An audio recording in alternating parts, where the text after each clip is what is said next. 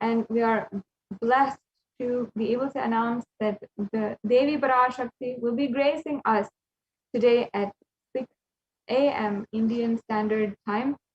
And you can get ready your questions. You can get ready the Naivedyams, you can get ready the offerings, and you can get ready your inner space.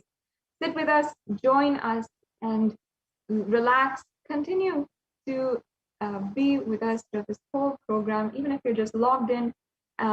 Ensure that you're as much as possible listening, imbibing, and internalizing the powerful cognitions of Devi Parashakti. And you will have the darshan and diksha of the Devi Parashakti, and then soon after that, you will be able to manifest the powers of Devi Parashakti. So now let us enter into the next segment of today's program. Before that, I would like to briefly introduce to each and every one of you the very being who is making this available today, making the science of Bhava Samadhi Darshan, the science of power manifestation, the science of temple-based lifestyle, all available for each and every one of us. The Supreme Pontiff of Hinduism. The Supreme Pontiff of Hinduism, Jagat Guru Mahasannidhanam, His Divine Holiness, Bhagavan Nithyananda Paramashivam, is the reviver of Kailasa, the macrocosmic, ancient, Hindu, enlightened, civilizational nation. And the Supreme Pontiff of Hinduism is the 1008th incarnation of Paramashiva as per Hinduism, recognized by his predecessors who are enlightened masters and adepts. And the Supreme Pontiff of Hinduism had made the science of power manifestation, yoga, and temple-based universities as a lifestyle for humanity. The Supreme Pontiff of Hinduism is also the incumbent emperor of the 14 ancient indigenous kingdoms, including as ordained as the 233rd Guru Mahasannidhanam of the Kanchi Kailasa Sarvajnapeetham, or the Kande Mandalam Adinam. And as well, the Supreme Pontiff of Hinduism is the emperor of the Surya Vamsa Surangi Samrajyam, the present 293rd Jagat Guru Mahasannidhanam of the Kailash Shonata Shamalapita Sarvajnapeetham, or the Madurai Adinam, the present Mahamandaleshwar, supreme spiritual head of the Mahanirvani Akada, largest apex monastic order. And as well, the Supreme Pontiff of Hinduism is the 1008th Acharya Mahamandaleshwar, the head of all the spiritual leaders of the Atal Akada. And finally, the Supreme Pontiff of Hinduism is the present 23rd Guru Mahasannidhanam of the Dharma Mukti Spargapunam Adinam. And as of 2015, by a congregation of over 1,000 Hindu leaders, the Supreme Pontiff of Hinduism was elected as such, elected with the title of Supreme Pontiff of Hinduism, and ritualistically coordinated as Bhagavan, literally manifesting the divine in human form. And this happened in 2015 in January. Now, with this, we have come to a conclusion of the introduction for this whole program, and I welcome you to even explore some more of the various different contributions of the Supreme Pontiff of Hinduism on nithyanandapedia.org, where the Supreme Pontiff of Hinduism has tirelessly worked in order to ensure that all the work, every single thing that he's contributed, is available to humanity forever. And everything, as they say, anything on the internet is forever. And that is exactly why the Supreme Pontiff of Hinduism had ensured that all the books, that the more than 300 books that the Supreme Pontiff of Hinduism had authored over the last 26 years, and authored either in English, Tamil, or Sanskrit, and then gotten translated in more than 50 different languages, and as well the 20,000 hours of discourses, speeches, spiritual discourses, even the sessions, the question and answer sessions, and the darshans, the dikshas, and so much of the life of the Supreme Pontiff of Hinduism is uploaded to Nithyanandapedia, as well as Kailasa's Nithyananda YouTube channel, which many of you are joining us from. And as well, the Supreme Pontiff of Hinduism has established Kailasa's ancient enlightened Hindu university called Kailasa's Nithyananda Hindu University, which is reviving the Jnanalaya, the huge library for the ancient Hindu scriptures and the knowledge belief system of Hinduism. and as well the Supreme Pontiff of Hinduism, is extremely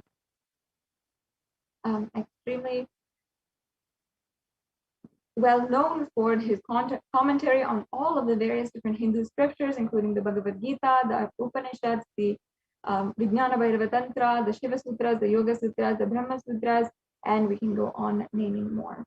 And finally, the Supreme Pontiff of Hinduism has been recognized as among the world's foremost leading advocates for elimination of violence against women, elimination of violence against women of indigenous communities, especially the Adi-Shaivite minority tradition, the Hindu tradition, and as well as Supreme Pontiff of Hinduism is ensuring that each and every one of us is achieving the superconscious breakthrough day in and day out, no matter what.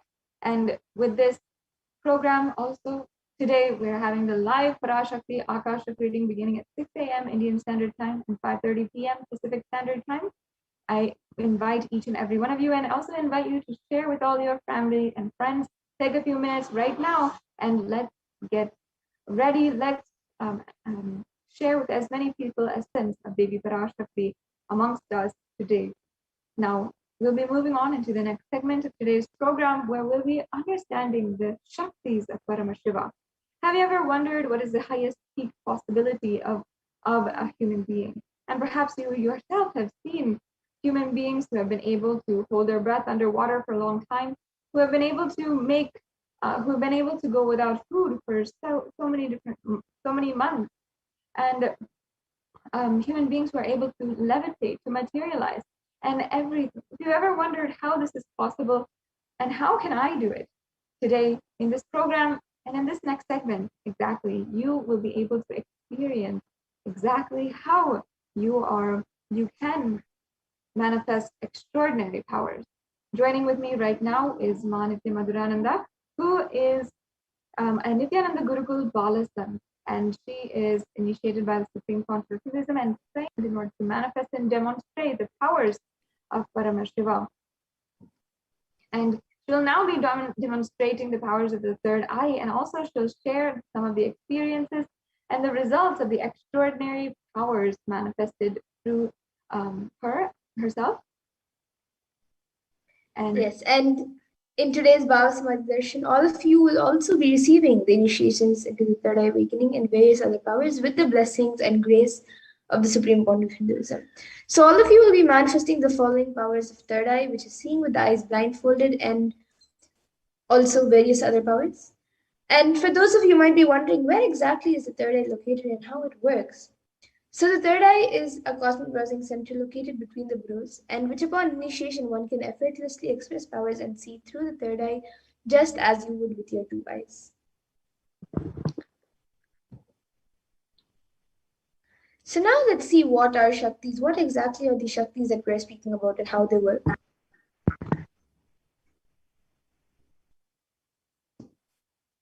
In the Veda-agamas, the source scriptures of Hinduism, Paramashiva reveals in elaborate detail that every human being is hardwired and endowed to be able to manifest the 463 plus powers, the extraordinary Shaktis, and are as described in a system, a method, and science for human beings to explore the various possibilities and powers and to have access to the various states of consciousness.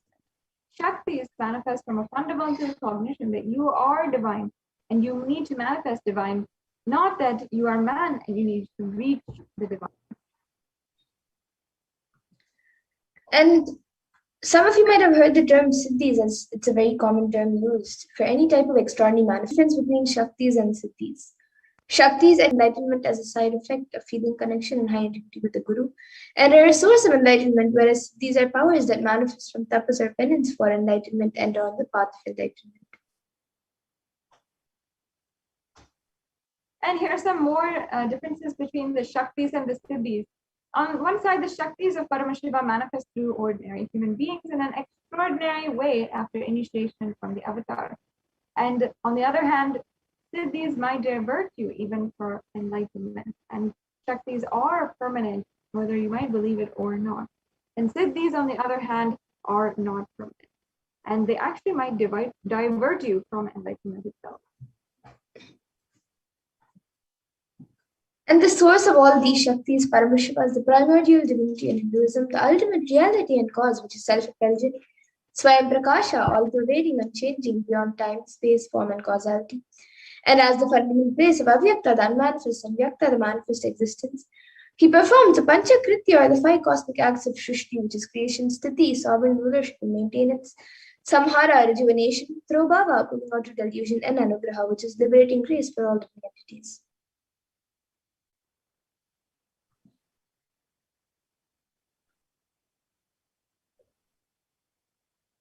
And the Supreme Pontiff of Hinduism, Jagadguru Mahasannidhanam, His Divine Holiness, Bhagavan Nithyananda Paramashivam, as the 1008th living incarnation and representative of Paramashiva, and the reviver of Kailasa, the ancient enlightened Hindu civilizational nation, and the great cosmic borderless Hindu nation.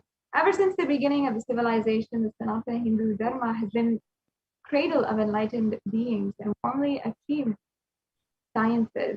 It was where the science of enlightenment and where powers was lived and taught as a lifestyle.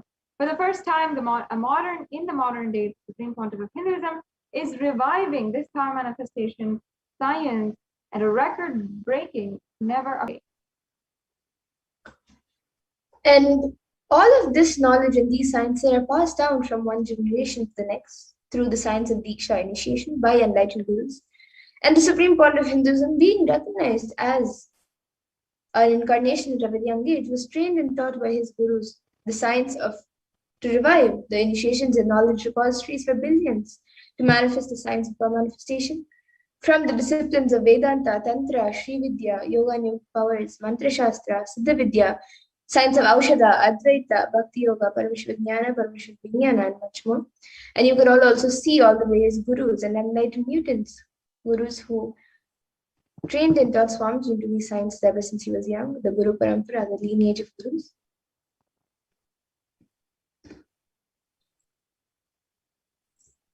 Now, let us understand how we can awaken the divine Shaktis inside of us. What's the exact process, and can I do it anywhere that I want?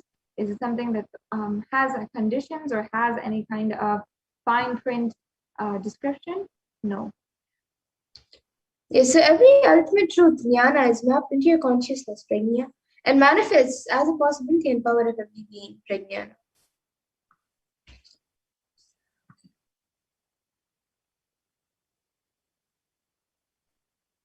And let's see the evidence of power manifestation, which is authentication of the four aspects of evidence.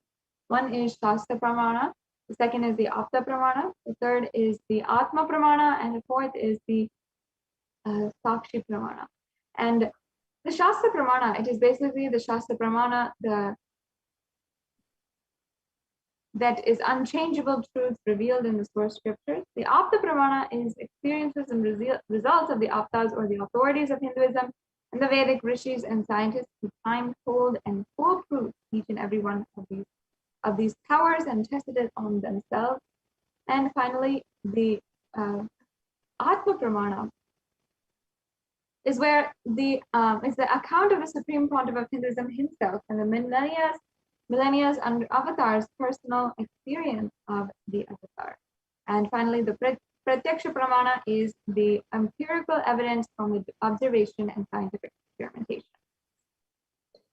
And for those of you who might be wondering, what exactly are these Vedas and Agamas in which Paramashiva has described all of these sciences in an elaborate way? So the Vedas are the ultimate superior authority for Hindus and are the pure science where the ultimate truths are explained. And the Agamas are the scriptures where the applied technology and the applied sciences are expanded. So the Vedas and Agamas, the Vedagamas, are given the status of Shruti as they are directly revealed by Paramashiva. They are the ultimate eternal unchangeable truths. And a reference cited from these Shastras or source scriptures is called the Shastra Pramana.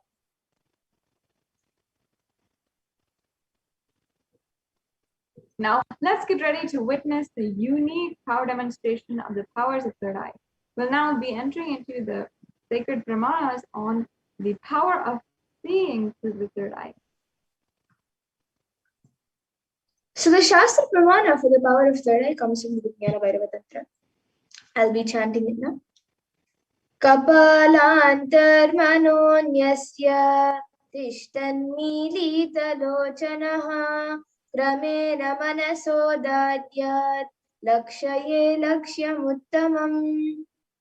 And the translation for this is, by fixing the mind on the inner space within the crown center and sitting stably without any movement, having the eyes closed in succession, by that stability of the mind in inner space through the power of the third eye, one directly sees the ultimate goal Lakshyam by having the vision beyond the sight that reveals any object or place, attaining the space of oneness with the source Paramashiva.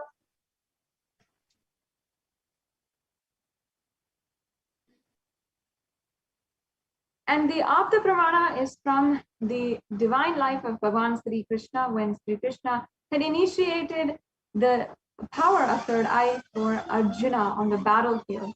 Bhagavan Krishna says to Arjuna, "But you cannot see my cosmic form with these physical eyes of yours. Therefore, I grant you the divine third eye vision. Behold my cosmic opulence." In the Hindu Purana, the Bhagavad Gita, Bhagavan Krishna initiates Arjuna into the power of the third eye, and he beholds the Krishna's Vishwarupa Darshanam. And in the 11th chapter of the Bhagavad Gita, which contains a description of Bhagavan Sri Krishna in that form, it's completely narrated by Arjuna as he sees Bhagavan through that deity.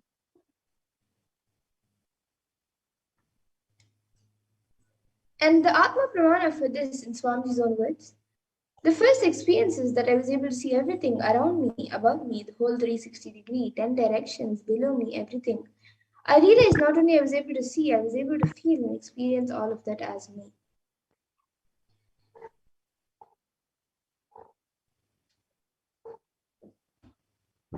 And the Pratyaksha Pramana? Empirical evidence. In 2005, the Supreme Court to the global scientific community to see for the first time inside of an avatar. And they had studied, measured, and compared this metabolic cell activity of the brain in conscious and meditative open, which is the open third eye state, using positron emission tomography. And they saw when doing daily activities, high activity is measured in the brain where third eye is located, and when in deep samadhi state, only the third eye region is active, and almost 90% of the rest of the brain is at peace.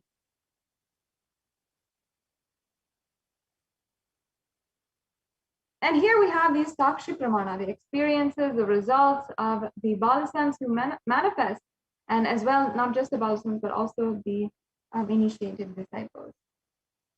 This rare sacred in science of third eye awakening is being made available to humanity for their ultimate enrichment and conscious evolution. And the Supreme Pontiff of Hinduism embodies the most profound yogic states that surpass all bounds of time, space, and matter. And through the initiation, millions of people have benefited from this whole Diksha. Let us get ready for the demonstration of the powers of third eye. If you have ever wondered what it would be, if this is real, or whether you've ever wondered if these kinds of videos or these kinds of demonstrations are ever real, understand that when it is from the space of oneness with the Guru, from the space of oneness with Paramashiva himself, he never ever gloats or has any wrong perception about himself. Now we'll be witnessing the darshan in just a few hours, and before that, let's see exactly what is our possibility with this demonstration of the Shaktis of Paramashiva. Yes, so now with me, I have this I-band. And this I-band is certified by ophthalmologists, and in front it is just thick opaque plastic sheet, and in the back thick sponge, also you can see. And this will not allow any type of light to enter around my eyes, near my eyes. And usually it says that without light one cannot. This will be covering all the light around my physical eyes, and with the grace and blessing, we'll be reading any comment that any of you put in the YouTube comment section. So this eye band will be put on my eyes. It will also cover the bridge of the nose, and in these two holes my eyes will be going into. So this eye band will be put on my eyes by a volunteer. And then any of you watching us live on YouTube right now, you can put your comments in the YouTube comment section, and I will be reading the YouTube comments. You can put anything you would like, a sequence of emojis, numbers, letters, words, anything, even if it does not make sense. So yes, now a volunteer will be putting this eye band on my eyes, and all of you can see as she puts it.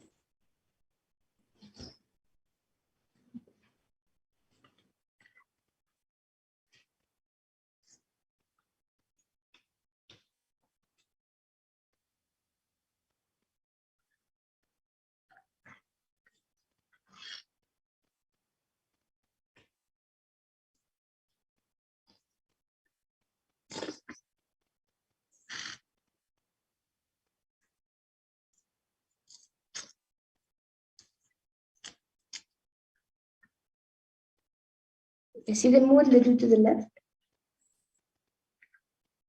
Yes.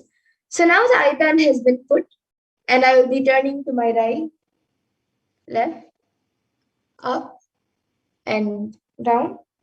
So all of you can see that the eye band is put properly and there's no gaps anywhere around my eyes. And now anyone watching us on YouTube right now live, you can put any comments you would like me to read in the live YouTube comments, and we will also be projecting the comments for all of you.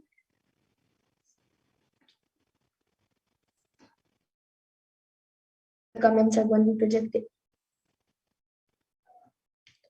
All of you can post anything you would like. It can be a sequence of emojis, numbers, letters, words, sentences. It can even be something that does not even make sense.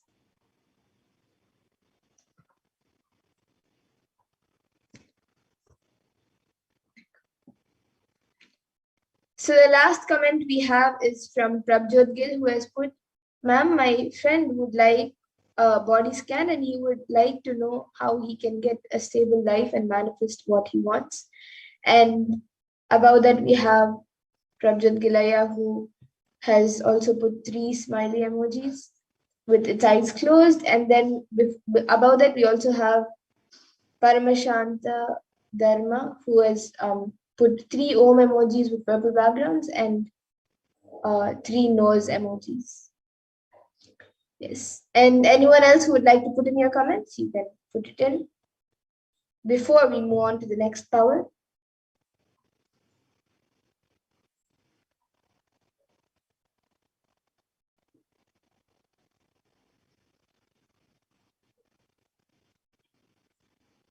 So now I have this book with me. It is Uncommon Answers to Common Questions. You can stop the screen share so everyone can see it. Yes, so I have this book with me.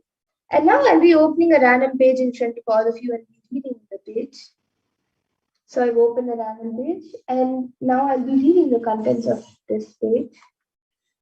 This is page number 70 and 71.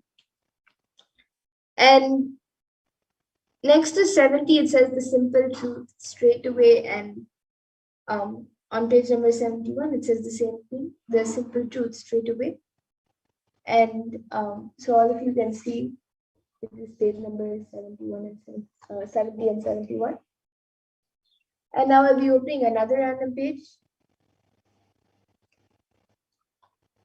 Okay, so I've opened a random page.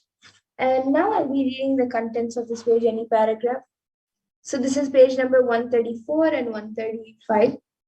And on 134, it says body's structure or anatomy, such as X-rays, CT scans, or MRI, PET, produces images of the functions of the brain through the metabolic activity of cells. An analog of glucose is attached to a radioactive PET tracer. The PET scanner then images the metabolically active brain areas at any given time. So that is the first para, and this is actually a continuation of the para on page number 133. So all of you can see.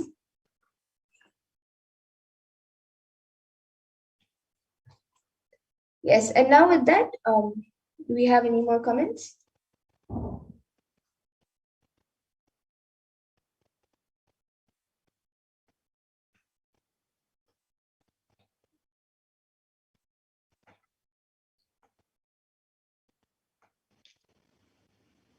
Okay, so now with that, we will now be going into the next power, the power of body scanning. So I request the volunteer to now remove the IBAN.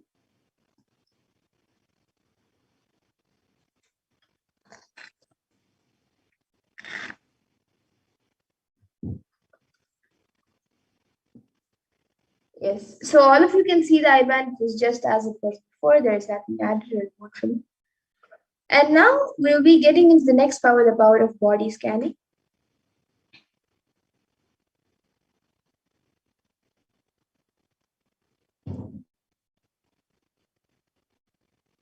So this power of body scanning awakens the ability to scan any type of illnesses, diseases, or medically diagnosed issues for anyone. And it also awakens the ability to also scan the problem. So it also gives us the ability to scan the solution for the problem through the awakened third eye.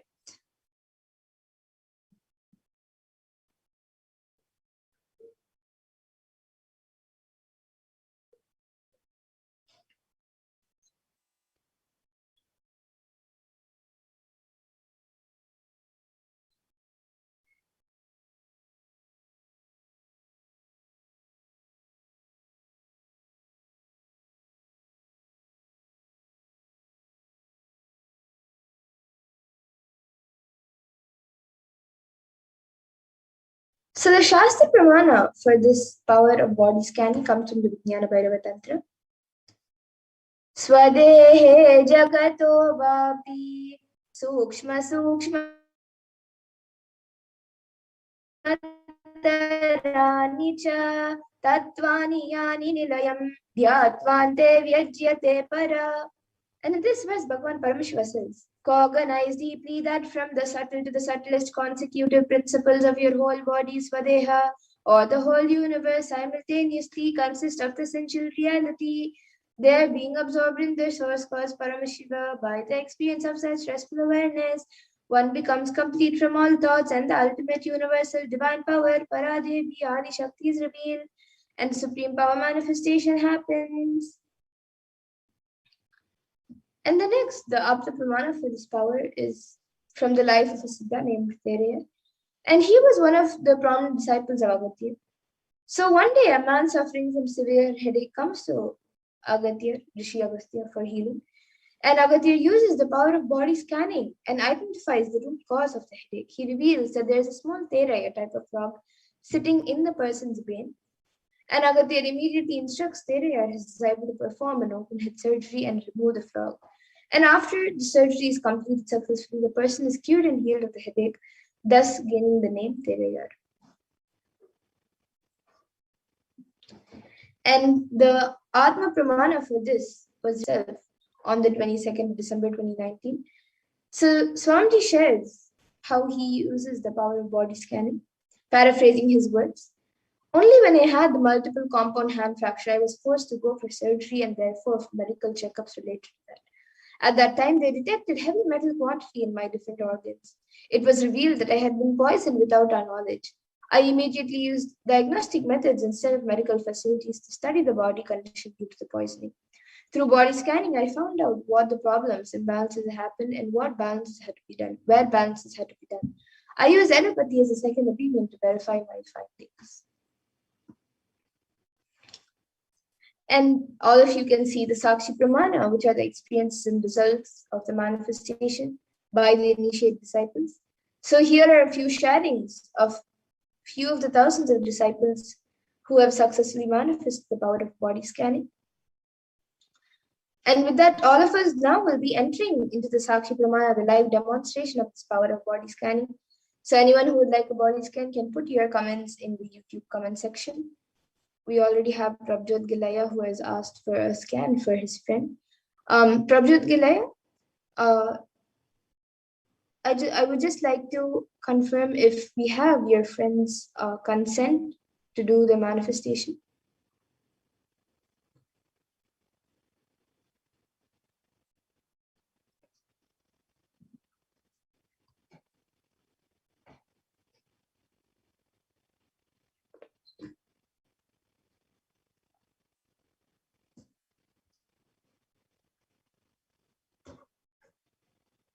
Okay, so you have put you would like a body scan. So yes, Prabhjit Gilay, now I'll be scanning for your friend, and once it is done, Ma Pooja Kumar, I will also be doing a scan for you.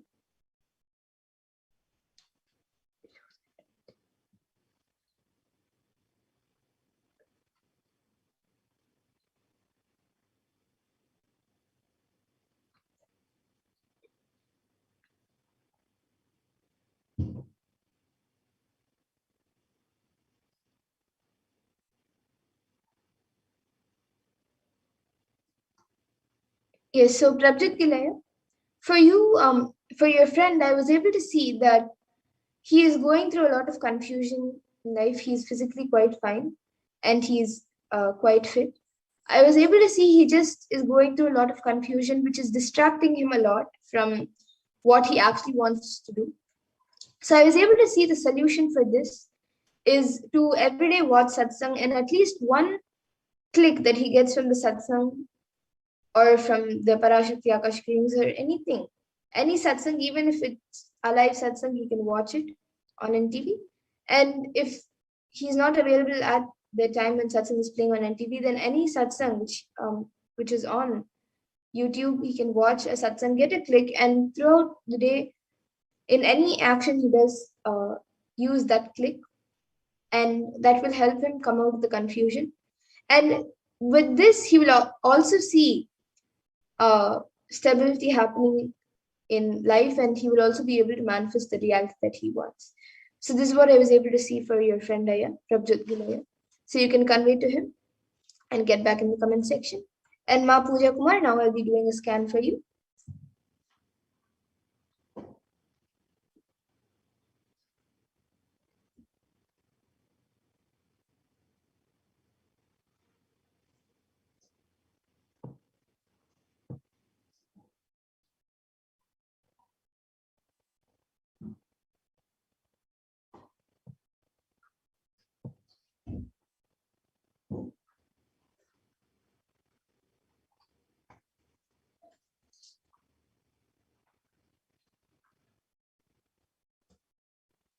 Yes, so Ma Pooja Kumar, for you, I was able to see, Ma, that there are some heat boils forming on your body due to lots of heat, and also there are some rashes also, and itchiness which is happening, and heat boils are also being created inside your body, not only outside. The solution which I was able to see for that as the best solution was to drink more ginger water and also tulsi water, and have Hayata in the night. That will help in healing your body. And you can also eat more fruits. This will also help you in getting healed for removing the heat and also preventing more heat to get accumulated. So this is what I was able to see for you, Bapu Jakma. You can get back in the comment section if you are able to relate. And yes, Ayush Divan has asked for a scan, also a solution for baldness. Yes, I now will be doing a scan for you.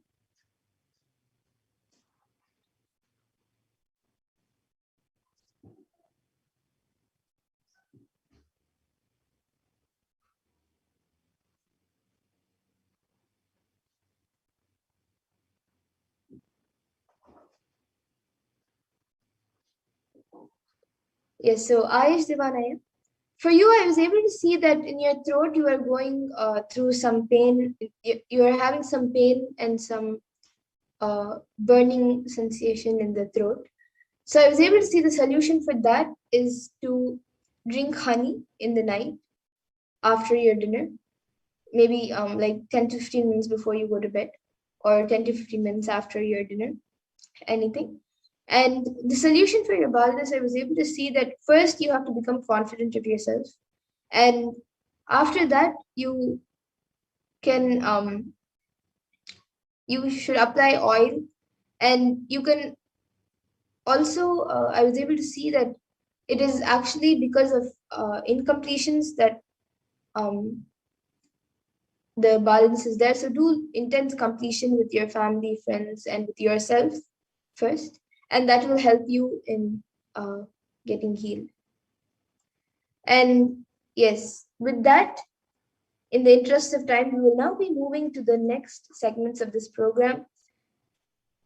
I see Ma Weasley Silva has asked for a scan, and Ma Dharmodaya has also asked. Today, in the interest of time, we will be moving to the further segments. Yes, even Ma Mahatma Charitra has asked. Today, in the interest of time, we will be moving on to the further segments. But every day at 2 a.m. IST and 4 p.m. IST, we will again be having these power manifestation segments and various other segments where we will be learning about Devi Parashakti, and we will also be having the power manifestation. So you can, any day you can again join us and request for body scan, and we will be more than happy to do a body scan for all of you. So I thank all of you who have joined us for this power manifestation segment. And with that, we will now be moving to the further segments of this program where we will be learning who is Devi Parashakti and more about Devi Parashakti. So we'll be first looking at who is Devi Parashakti in the segment about the divine feminine consciousness, which is none other than Devi Parashakti herself. And as we get ready to receive Devi Parashakti when she comes for darshan, we will also be learning how we can receive Devi Parashakti in a very traditional way. So we'll be first looking at the Dhyana Shloka of Devi Parashakti, which comes from the Lalita Sahasranama Dhyana Shloka. So now I will be chanting the Dhyana Shloka of Devi Parashakti, which is mentioned in the Lalita Sahasranama Dhyana Shloka. Sinduraruna vigraham trinayana manikya mauli spuratte taranayaka shekharam smitamukhim mapina vakshoruham Panibhyamalipuर्ण ratna chashakam raktotpalam bibratim Saumyam ratna gatastha rakta charanam dhyayet paramambikam. And the translation for this is, the Divine Mother is to be meditated upon as shining in a vermilion body, with triple eyes, sporting a crown of rubies, studded with the crescent moon, a face all smiles, a splendid bust, one hand holding a jewel cup brimming with mead, and the other twirling a red lotus. And another Dhyana Shloka of Devi Parashakti, which is also mentioned in the Lalita Sahasranama Dhyana Shloka. Arunam karunantarangatakshim dhrutapashankusha pushpabana chapam animadibhiravritam rahamityeva vibhavaye bhavani. And in this verse, it says, I meditate on the great Empress. She is red in color and her eyes are full of compassion. She holds the nose, the gourd, the bow, and the flowery arrow in her hands. She is surrounded on all sides by powers such as Anima for days, and she is the self within. And Devi Parashakti, consciousness. Parashakti is the cosmic mother. It is her cosmic womb, the Brahmanda unit from which billions and billions of universes manifest, and it is where the Big Bang and black holes go on. And Parashakti is the source Shakti, the source energy, the source power, from which all of us came, in which all of us are in even now, and in which all of us are going to merge. And out of her extreme love and compassion, Devi Parashakti herself is manifesting through the embodied form as the Nijavatara of the Supreme Pontiff of Hinduism, Jagadguru Mahasannidhanam, His Divine Holiness, Bhagavan Nithyananda Paramashivam, gracing us, answering all of our questions, attending to our prayers, giving boons, healing us, revealing our past, present, and future, delivering profound spiritual truths, and ultimately giving us the experience of Paramashivoham itself. And in the words of Devi Parashakti herself, Devi Parashakti beautifully reveals how she is manifesting as the Nijavatara of the Supreme Pontiff of Hinduism. So she says, raising as Omkara, expressing as Vedas and Agamas, blossomed as Himkara, filled as Parashodasi, living in 40 triangles, the Kailasha Swamini who is in Kailasha, Sri Purachintamani, Parashodasi, sitting as part of Paramashiva, Parameshwari who rules the world, Paramashakti, Manonmani, Meenakshi, as Nithyananda, I took Nijavatara here, to give good boons to everyone, to bestow all goodness. Hiranya Garbha Swarupini, Brahmanda Yoni, Shami, Chandramauli, Rapala, Aparna, Uma, Parvati, Savitri, Navayavana, Samrajya Lakshmi, Parameshwari, Parashodasi, Meenakshi, Taking the form of Nithyananda, I came here as Nijavatara. With great compassion and blessing. Listen, people. To do good to all of you, I took the form of Nithyananda and came down as Nijavatara.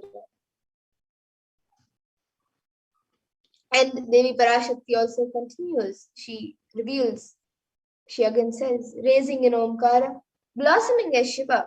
Shiva manifesting as source of existence, powers of existence, expression of existence. From the oneness of Om, blossoming into two as Prakriti and Purusha, blossoming as three Shaktis, Icha, Kriya, and Jnana, growing as four Vedas, expanding as five Panchabhutas, beyond six chakras, filled as Gotras of seven rishis, expanding as eight directions, existing as nine grahas, blossoming as 10 indriyas, being as 11 rudras, creating all the worlds, bringing life to tell and make truth blossom and to do good. Parashodasi, Meenakshi, in the form of Nithyananda, I came to bless every one of you. And now let's see how we can receive Devi Parashakti. So as all of us get ready to witness a live Devi Parashakti Akashic reading today at 6 a.m. Indian Standard Time and 5:30 Pacific Time. Let us now see how we can receive her in a very traditional way. So literally you are seeing Paramashivoham and Parashakti at that moment on the screen. So always receive her very traditionally. You can keep 2 betel leaves, 1 banana, 1 betel nut, and a coin in front of the screen as you watch the Parashakti. And for those of you who now might be wondering what exactly a coin is considered as, or what is its importance. So in the Hindu tradition, a coin is actually considered the traditional dakshina, and it is usually offered in all temples as an offering to gods. So it can be the lowest value. In India, it can even be just a paise, and in the US, it can even be just a cent. Swamiji says, I'm not trying to monetize. Keep even 1 cent, it is okay. So for 100 days, if you have darshan, it will add up to $1. In India, even 1 paise is okay. And you can offer that to Devi Parashakti. And once the darshan is over, you can offer your salutations. You can do namaskar and eat the banana, the betel leaf, and the betel nut, taking it as prasadam immediately. And the coins that you collect, you can send it to the LA temple for the further procedures. And now some of you might be wondering, how exactly will this betel leaf and betel nut benefit you, whether it's physically, mentally, or emotionally? How will it benefit you? So this betel leaf and betel nut may look too small, but in a few days you will see how much it adds to your sentiment that really she is there. You will not take the Devi darshan for granted. And rituals will break your monotonous unconscious mentality and lifestyle and remind you and raise you to powerful cognitions. It will break your unconscious behavior. And now all of you can see how you can set up your tambula, the plate to receive Devi Parashakti. So you can arrange the betel leaves, the betel nut, the banana, and the coin in a plate and keep it in front of the screen as you receive Devi Parashakti. As additional items, you can also keep a coconut, some kumkum, some turmeric, some glass bangles, and some flowers. You can also keep all of these in the plate as additional items. But the 4 basic items that are kept as part of the tambula, the banana, and the coin. So you can keep it in a plate, you can arrange it in a plate, keep it in front of the screen as you receive Devi Parashakti when she comes live for the darshan. And with that, we now come to a conclusion of this segment where we have learned who is Devi Parashakti and how we can receive Devi Parashakti for the darshan when she comes live. So with that, now we will be moving to the next segment of this program where we will be learning what Devi Parashakti has exactly revealed, what exactly Devi Parashakti has revealed in the Akashic readings for humanity, for all of us, and how important it is for us to understand, follow, and internalize what Devi Parashakti has revealed. So as we get ready to have a live Devi Parashakti Akashic readings at 6 a.m., let us see what Devi Parashakti has revealed and get ready to receive much more from Devi Parashakti today in the Akashic readings.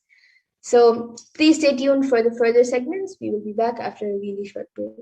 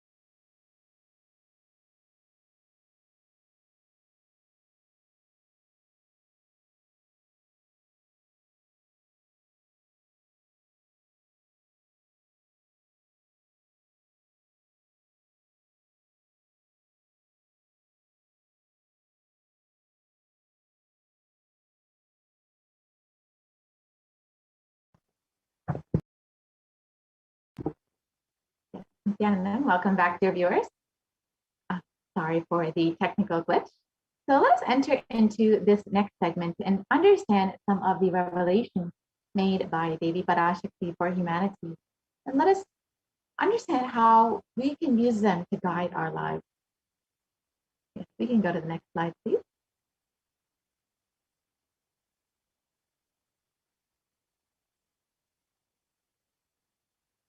We can continue to the next slide.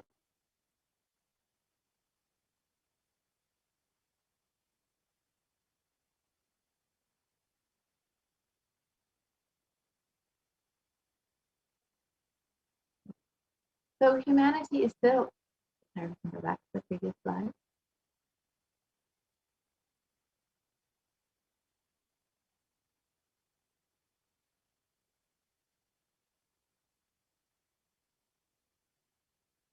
Yes, we can continue on. Sorry for the technical glitch. We can continue on to the next slide. Yes. Yes, we can continue on. Yes, you can just press the arrow button. Huh? Yeah. Great. Perfect. We can go to the next slide. We can continue on. Yeah. So as we all know, we can go back to the previous slide. We can go to the previous slide. One more back. It's skipping, ma. Give me a second. Yes,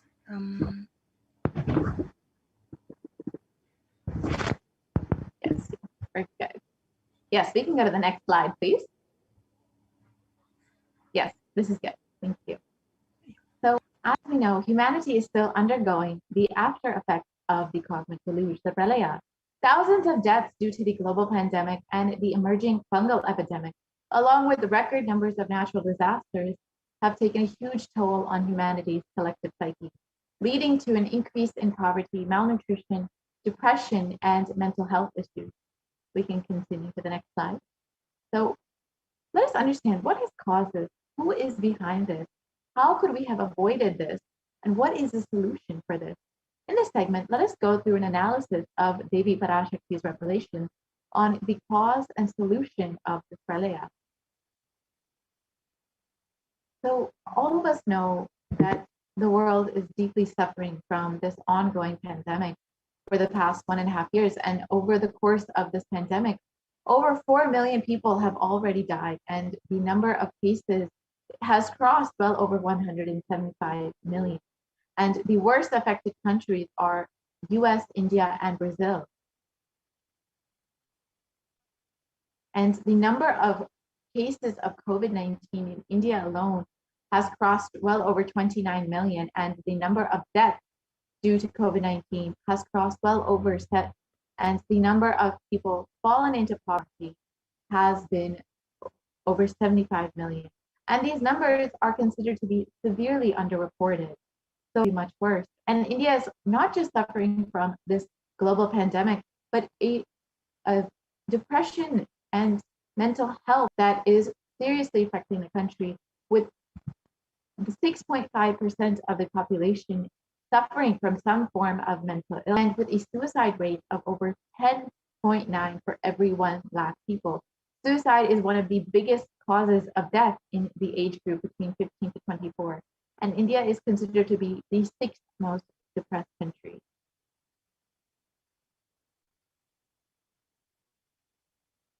And as India is reeling under this ongoing pandemic and the suicide epidemic, they have also been suffering from ongoing natural disasters, everything from the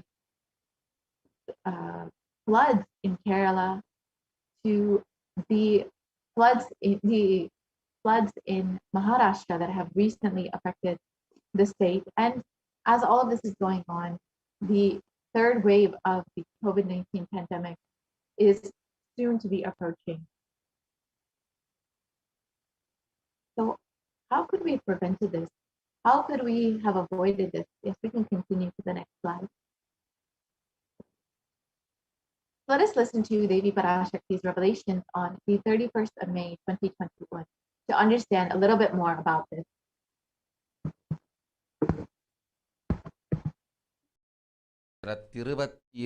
வரை India செல்ல வேண்டாமா என்று கேட்கின்றாய். நன்றாய் தெரிந்துகொள், சொல்வதைப் புரிந்துகொள்.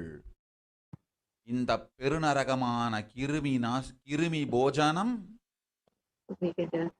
இந்தியாவிற்குள் வரக்கூடாது என்பதற்காக. What's that, Ma? Did you say anything?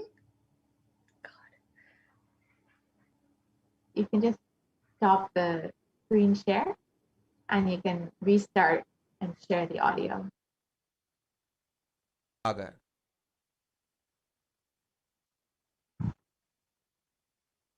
So as we wait for that video, let us understand that Devi has been continuously blessing us and continuously manifesting just for the sake of healing and guiding humanity through this Pralaya. And again, the Supreme Pontiff of Hinduism is manifesting Devi Parashakti today at 6 a.m. IST. In just a couple hours, we will have the opportunity to ask Devi Parashakti any question that we want answered, any prayer that we want blessed, and any boon that we want to have in our lives. So you are welcome to stay tuned for that and ensure that you ask your questions in the YouTube comments below. As the live Parashakti Akashic reading is going on, you can post your comments and ask whatever prayer or question that you may be having. You can also ask on Facebook, YouTube, Instagram, Twitter, and WhatsApp as well. So do stay tuned and ensure that you get all of your questions answered and ensure that you have all of your prayers blessed. So we can start the slide share again. Asking the volunteer to restart the slide share with the audio. Thank you, Ma. 2022 வரை India செல்ல வேண்டாமா? We could just 2022 வரை India செல்ல வேண்டாமா என்று கேட்கின்றாய். நன்றாய் தெரிந்துகொள். stop the slide and reshare, and you can choose the option to share audio as well when you stop the slide share. So you can just restart the slide share and you can press share audio when you restart the slide share.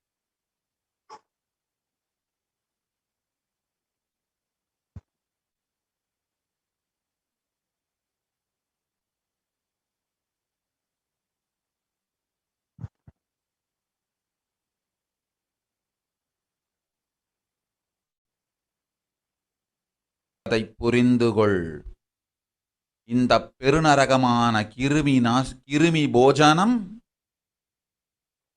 இந்தியாவிற்குள் வரக்கூடாது என்பதற்காக 2020 பாரதம் முழுவதும் 12 ஜோதிர்லிங்கமும் பாத யாத்திரை செய்திடவே என் மகன் மூலமாய் திட்டமிட்டிருந்தேன். படுபாவிகள் ஓடத்தின் மாலுமியை ஊர்விட்டு துரத்தினார்கள். என்ன நடக்கிறதென்று பார். முறையாக கைலாய நாட்டின் தலைவனாக நிறை மரியாதையொடு நல் மதிப்பொடு என் நிஜாவதாரம் நித்யானந்தன் திருவடி மீண்டும் பாரதத்தில் பட்டு பாத யாத்திரை செய்த பிறகு மட்டுமே நீ அங்கு செல்ல வேண்டும். அதுவரை உன்னை காத்து செல்லாதே. ஓம் ஓம் ஓம்.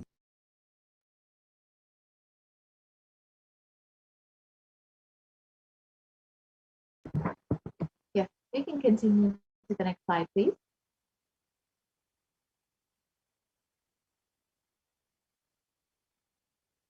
We can go back to the slide. Yeah.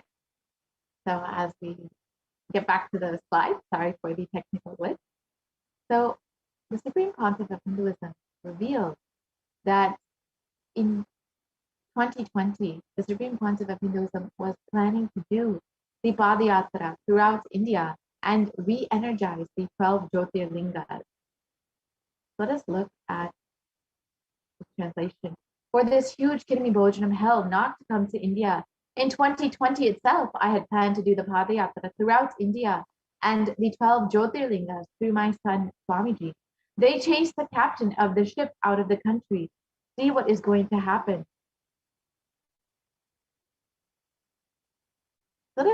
We can go to the next slide.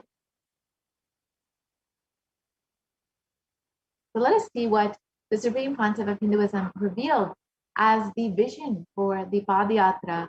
And the Supreme Concept of Hinduism revealed this in 2017 itself, 3 years before 2020, before the pandemic ever happened.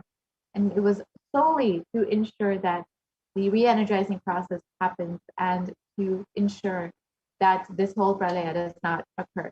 Let us watch that video. If we can go back to the previous slide, please.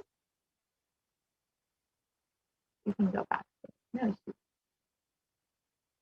So let us just watch that video of the vision that the Supreme Concept of Hinduism had for this Padayatra that was taking place in 2020.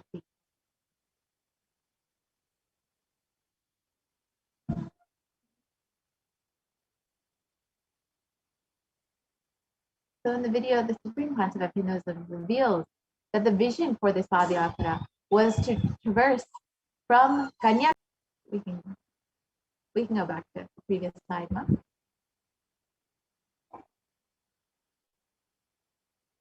We can go back. That's the back arrow. So the vision that the Supreme Concept of Hinduism had for this Padayatra was to traverse from Kanyakumari to Kashmir with 10,000 power manifestors to meet people where they are. The Supreme Concept of Hinduism was ready to go on ground and was ready to attend people in their own home. And yeah, we can go to the next slide, please. Let us watch that video of the vision of this Padayatra. Yes, we can press play. Thank you so much. Want to do 1 year Padayatra specially for this purpose in 2020. 2020, planning for a full year. I'm going to walk from Rameshwaram to Amarnath. 1 year with 10,000 people, just walking all over India to spend time with people. 2020, there will not be any program other than Padayatra and just spending time with people. Just walking. Of course, 10,000 people will be walking with me, maybe 200 vehicles to carry our food and all the other items, transportation, enjoying the river banks, forests, and time with nature. 10,000 people manifesting powers, walking from village to village. What do you think will happen?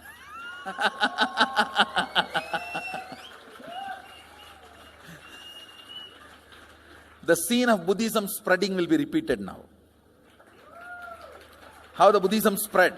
10,000 monks walking from village to village. What will happen? That's only monks. Here power manifesting 10,000 people.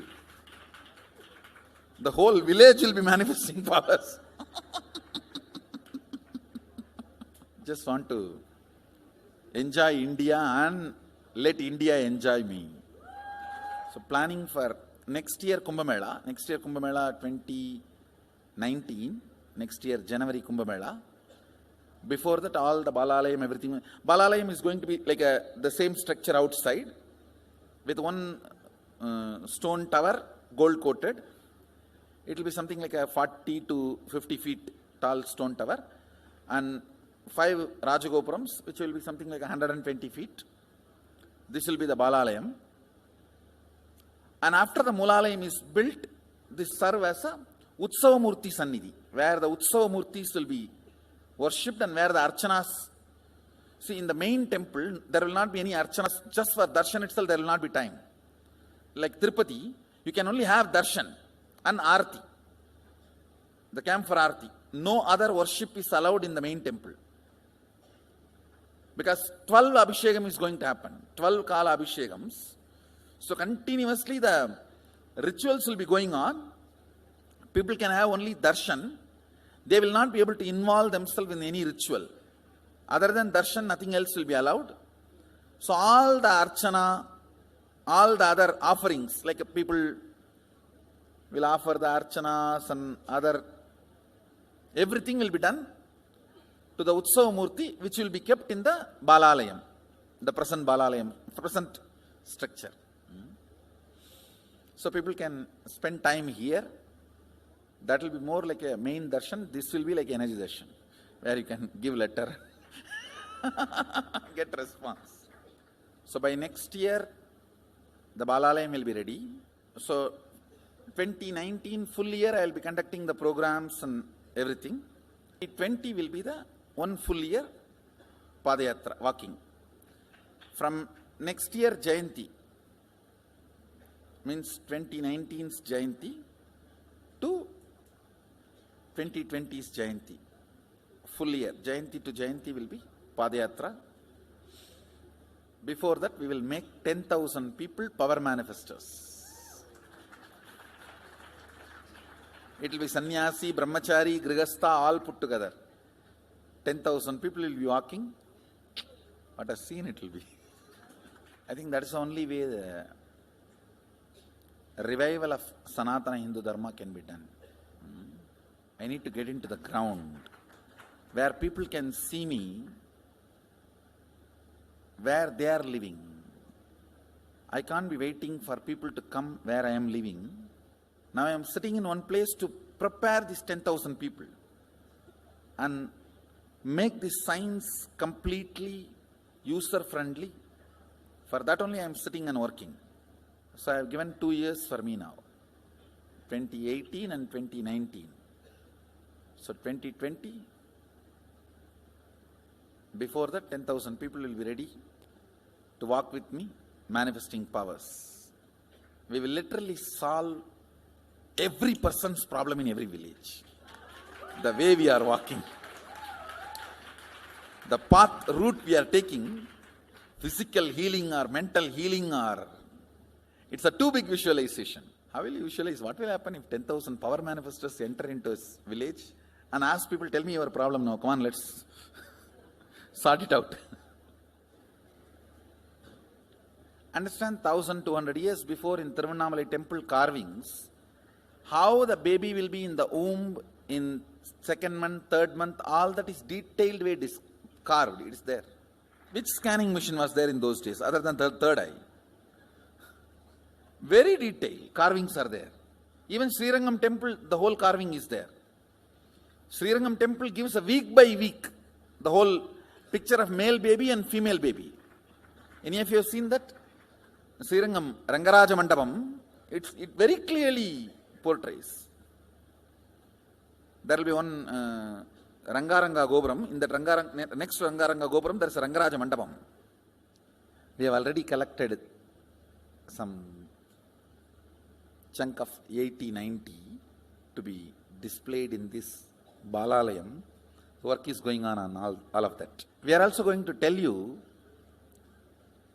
the science of temple building story as per Agama and as per practical village level, ground level, all that. In those days, 2000 years before, when this Cambodia and all these civilizations were flourishing, two communities from India moved. One is agriculture community, another one is business community. These two community only traveled and installed civilization. Of course, kings went, that is different. But the common civilian, these two community only went. So Nagarattar and Saivavelalar. Saivavelalar agriculture community, Nagarattar business community. So wherever, when they go in the ship, the Saivavelars, they will carry that veil for their protection. Once, if they reach the other side safely, they will just put the veil and start a temple. That is why all the temple outside the India, started by Saivavelars, there will be only veil as a Pradhana Murti. Pattumalai Murugan Goyil, Tannimalai Murugan Goyil, Gedaram Murugan Goyil, Nallur Murugan Govil, Sannidhiyan Sannidhi Murugan Goyil, all these temples. The main deity will be only veil. It will not be deity. Because they cannot carry that heavy deity in the ship. It will only be the veil. And all the temples started by Nagarattar will be Kavadi. Because they will carry everything in the form of Kavadi. So the moment they reach the other shore, they will worship the Kavadi and the screen cloth covered by Kavadi. Kadirgaman, Darachila, Murugan. All the major temples started by Nagarattar, the Kavadi and the screen only will be the deity. All the temples started by Saivavelalar, only the veil will be the deity. So this is the way the temple started. This temple planting and temple spreading. We are going to tell you all this history also as like a exhibition when you come next time to see our temple. There's a lot of juicy information on history of temple building. That's going to be one of my big contribution also, this temple building science. I'll be known for common mass for my Gurukul and temple. Common mass will never understand all this Vidyapadam and life is continuous rhythm, Sami Onnada, all that. They will remember me only as the Gurukul kids do all magic. That magic Gurukul and big temples. The Swamiji who builds big temples, that's why they will remember. பக்தன் சோழனும் பையன் பாண்டியனுமே இதை பண்ணி வச்சிருக்கானுங்கன்னா நாம என்ன வேலை பண்ணி ஆகணும்?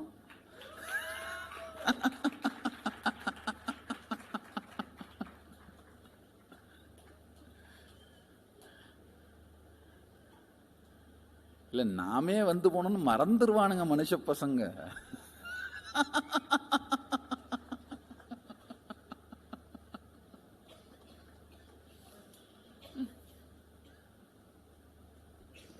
All these are paribhasha.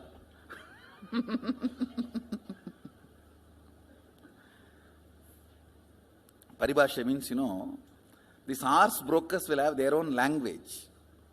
Pari means horse. Paribhasha means horse brokers all over the world, any country. The horse brokers will have their own language to do the negotiation. That is why that word paribhasha got evolved. Yes, no, we can pause. Villages, these cow brokers and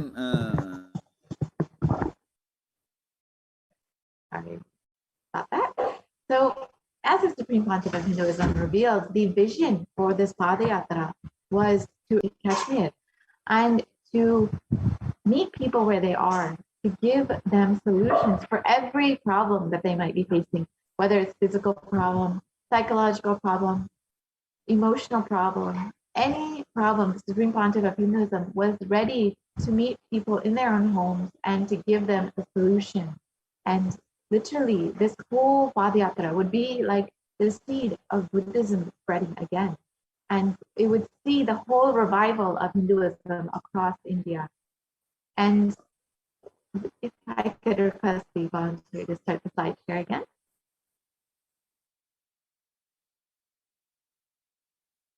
So this Padayatra has been something that the Supreme Pontiff of Hinduism has been preparing for from, I could request the volunteer to make the slides in full screen. Thank you so much. You can go back to the previous slide, please.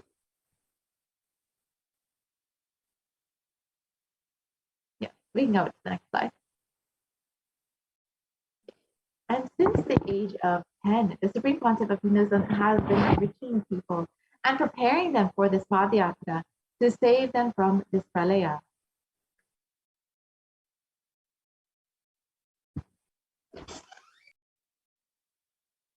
And from that age, the Supreme Pontiff of Hinduism has been enriching and initiating the masses into the science of enlightenment through his powerful discourses, initiations, and darshans.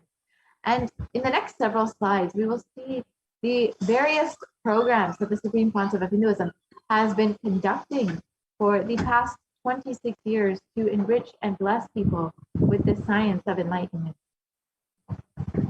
So yes, we can continue on. Yes, the Rasipuram and Rasipuram, Tamil Nadu, in 2005. We can continue on. And in Namakkal, Tamil Nadu, in Salem, Tamil Nadu, in the Nithyananda program. These are the various programs that the Supreme Pontiff of Hinduism has been conducting. The Birth Star celebrations in Tiruvannamalai, the Jayanti celebrations in Adi Kailasha Sarvajnapeetham, the Jayanti celebrations in Tiruvannamalai, the Nithyananda Swarna program. And in all of these photos, you can see how many thousands of people were in attendance for each program. The Guru Purnima celebrations in Adi Kailasha Sarvajnapeetham, the Bhakti Swarna program, the Dhyana Swarna program, the Little Anandas program, which was a program specifically for the youth to be initiated into the science of enlightenment.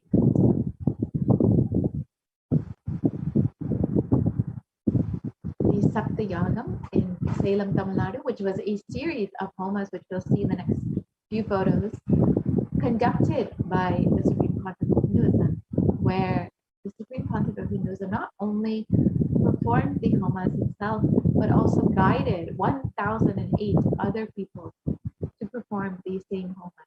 So you can move to the next slide. See the photos of those. Yes, you can see the devotees and disciples performing the homa, guided by the Supreme Pontiff of Hinduism. You can see the Supreme Pontiff of Hinduism himself performing the homa.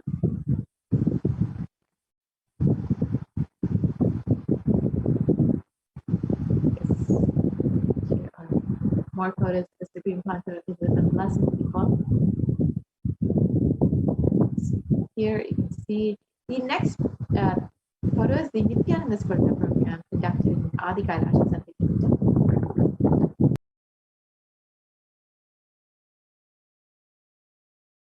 We can continue on. The Nithyananda Swarna program in Salem, Tamil Nadu. And all of these programs, the Supreme Pontiff of Hinduism was continuously conducting and performing so many different services for humanity just to enrich them and to ensure that they are preparing themselves for this pralaya, to ensure that this pralaya does not happen, to give the superconscious breakthrough to humanity. However, the anti-Hindu elements made it nearly impossible to do this re-energizing process by driving the Supreme Pontiff of Hinduism out of India.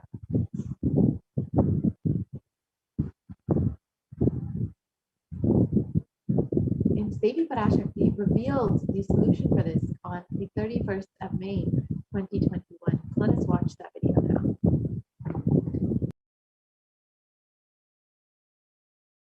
இரண்டாயிரத்திருபத்திரண்டு வரை India செல்ல வேண்டாமா என்று கேட்கின்றாய். நன்றாய் தெரிந்துகொள், சொல்வதைப் புரிந்துகொள். இந்த பெருநரகமான கிருமி போஜனம் இந்தியாவிற்குள் வரக்கூடாது என்பதற்காக 2020 பாரதம் முழுவதும் 12 ஜோதிர்லிங்கமும் பாத யாத்திரை செய்திடவே என் மகன் மூலமாய் திட்டமிட்டிருந்தேன். படுபாவிகள் ஓடத்தின் மாலுமியை ஊர்விட்டுத் துரத்தினார்கள். என்ன நடக்கிறதென்று பார். முறையாக கைலாய நாட்டின் தலைவனாக நிறை மரியாதையொடு நல் மதிப்பொடு என் நிஜாவதாரம் நித்யானந்தன் திருவடி மீண்டும் பாரதத்தில் பட்டு பாத யாத்திரை செய்த பிறகு மட்டுமே நீ அங்கு செல்ல வேண்டும். அதுவரை உன்னை காத்து செல்லாதே. ஓம் ஓம் ஓம். Let us understand what the Supreme Pontiff that Devi Parashakti revealed through the Supreme Pontiff of Hinduism, that the Padayatra, that the Pralaya would only end in India when the Supreme Pontiff of Hinduism is received back in India with great reverence and with respect, and as the head of Kailasa nation, and is able to perform the Padayatra again and do the re-energizing process of the 12 Jyotirlingas. And only then we will see the end of Pralaya in India. And as we look around, we see so much of suffering, so much of destruction, and we can understand what the great rishis of the Vedic civilization had forewarned as this Kali Yuga.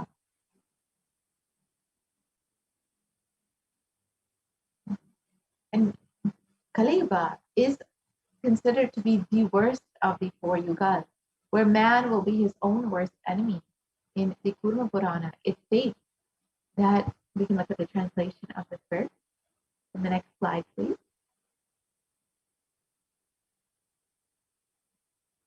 In the Kurma Purana, Sage Vyasa echoes that this Kali Yuga is the worst of the 4 yugas. In all the world, people are sinful and forget the dharma of the 4 Varanas and the 4 ashramas. In fact, men are so sinful that no prescribed penance atones for their great sins. The only place which is free from such sins is a great sacred city of Varanasi, the Mahapuri.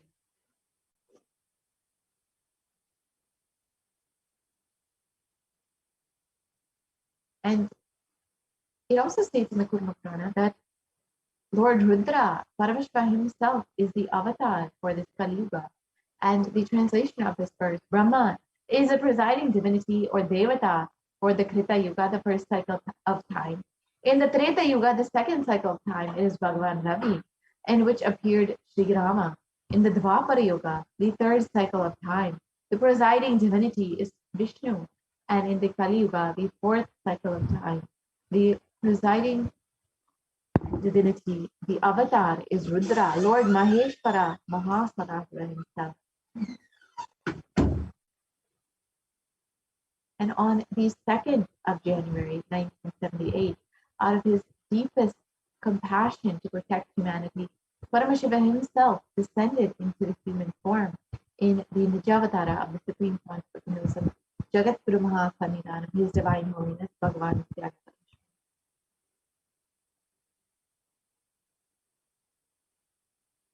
And if the Supreme Pontiff of Hinduism, Paramashivoham himself, had waited even one more year to take the human form, it would have been too late for humanity. 1979 would have been too late. Let us understand what this means in the words of the Supreme Pontiff of Hinduism himself.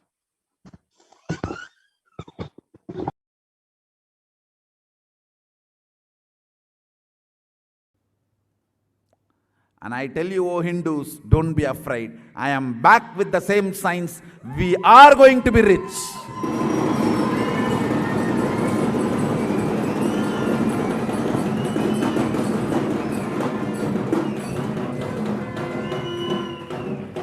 It is not lost. Just the last minute climax before it was going to be put off. Have happened.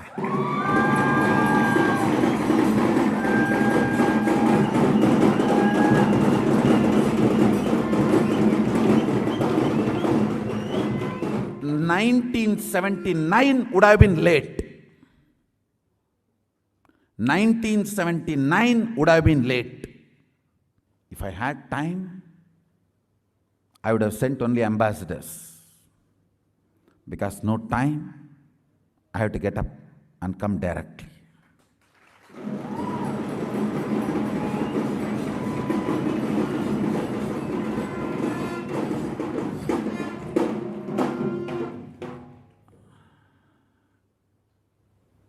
O Hindus, feel blessed.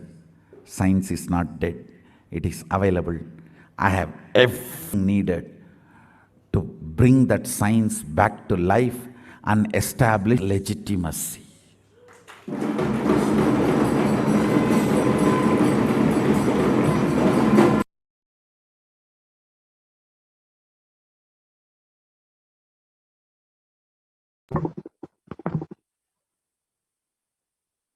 And the avatar's advent on the planet Earth was to protect the world from this great cosmic deluge, to bring the Satya Yuga back to Earth.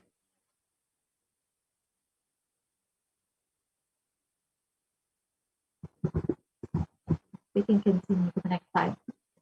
Let us understand in Devi Parashakti's own words what this means.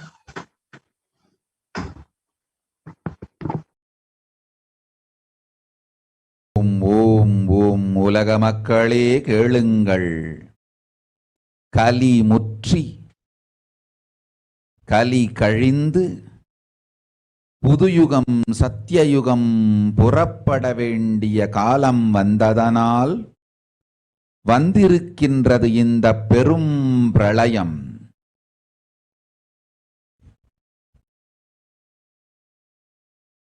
கவலை வேண்டாம் மக்களே.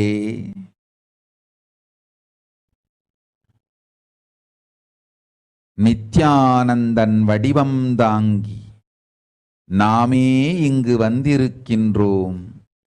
நித்யயுகம் செய்வோம், நித்யயுகம் சத்தியயுகமாய் மலரும் இங்கு. ஆனந்தமாக இருங்கள்.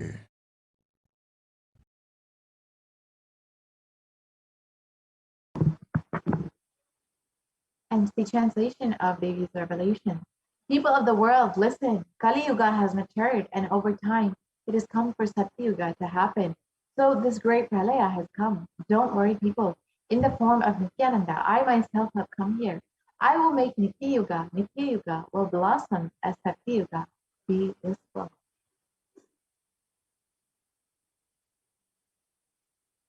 People of, yes, we can continue. For this huge Helgini Bhojam not to come to India. 2020, I plan to do the Padayatra throughout India in the 12 Jyotirlingas to my son Swamiji. And in order to prepare for this, the avatar began the Padayatra at the mere age of 10.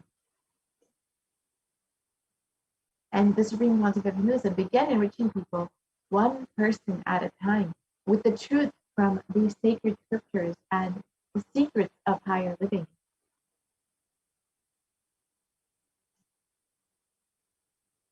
And even as the Supreme Pontiff of Hinduism was just 14 and 15 years old, all of his classmates recall the Padayatra, where the Supreme Pontiff of Hinduism led them all from Gudiyatham, Tamil Nadu to Tiruvannamalai, the birthplace of the Supreme Pontiff of Hinduism and a huge pilgrimage site. And when the Supreme Pontiff of Hinduism was around 19 years of age, all his fellow monks at the Ramakrishna Math recall the Yatra where the Supreme Pontiff of Hinduism led them from Chennai, Tamil Nadu to Tiruvannamalai and gave them an unforgettable pilgrimage trip experience. And the Supreme Pontiff of Hinduism continued walking the length and breadth of India, reaching more and more people and preparing each one until the Supreme Pontiff of Hinduism founded the international mission, the Nithyananda Sangha, to revive Kailasa internationally on the 31st of December, 1999.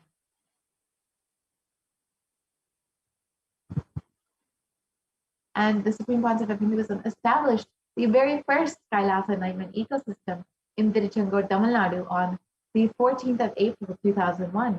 And here you can see the photo of this inauguration day, where the Supreme Pontiff of Hinduism was just 23 years of age.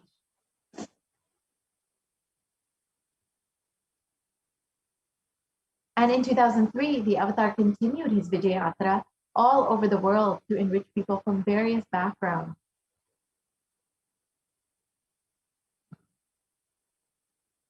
And with the Supreme Pontiff of Hinduism's intensity and dedication for the people, even among crowds of thousands who don't know English, the Supreme Pontiff of Hinduism's voice resonated deeply and his presence moved each one to tears. And in 2004, the Avatar led his disciples on the very first Himalayan Yatra, visiting temples, delivering satsangs, and initiating them into the superconscious breakthrough.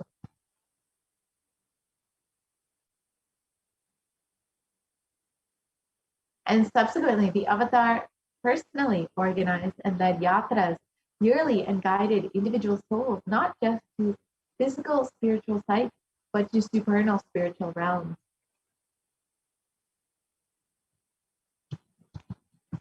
And in 2006, the Padayatras were taken to the next level with the Kodikan Radayatra, with crores participating and impacted by the Nithyanandeshwara and Nithyanandeshwari deities traveling from city to city.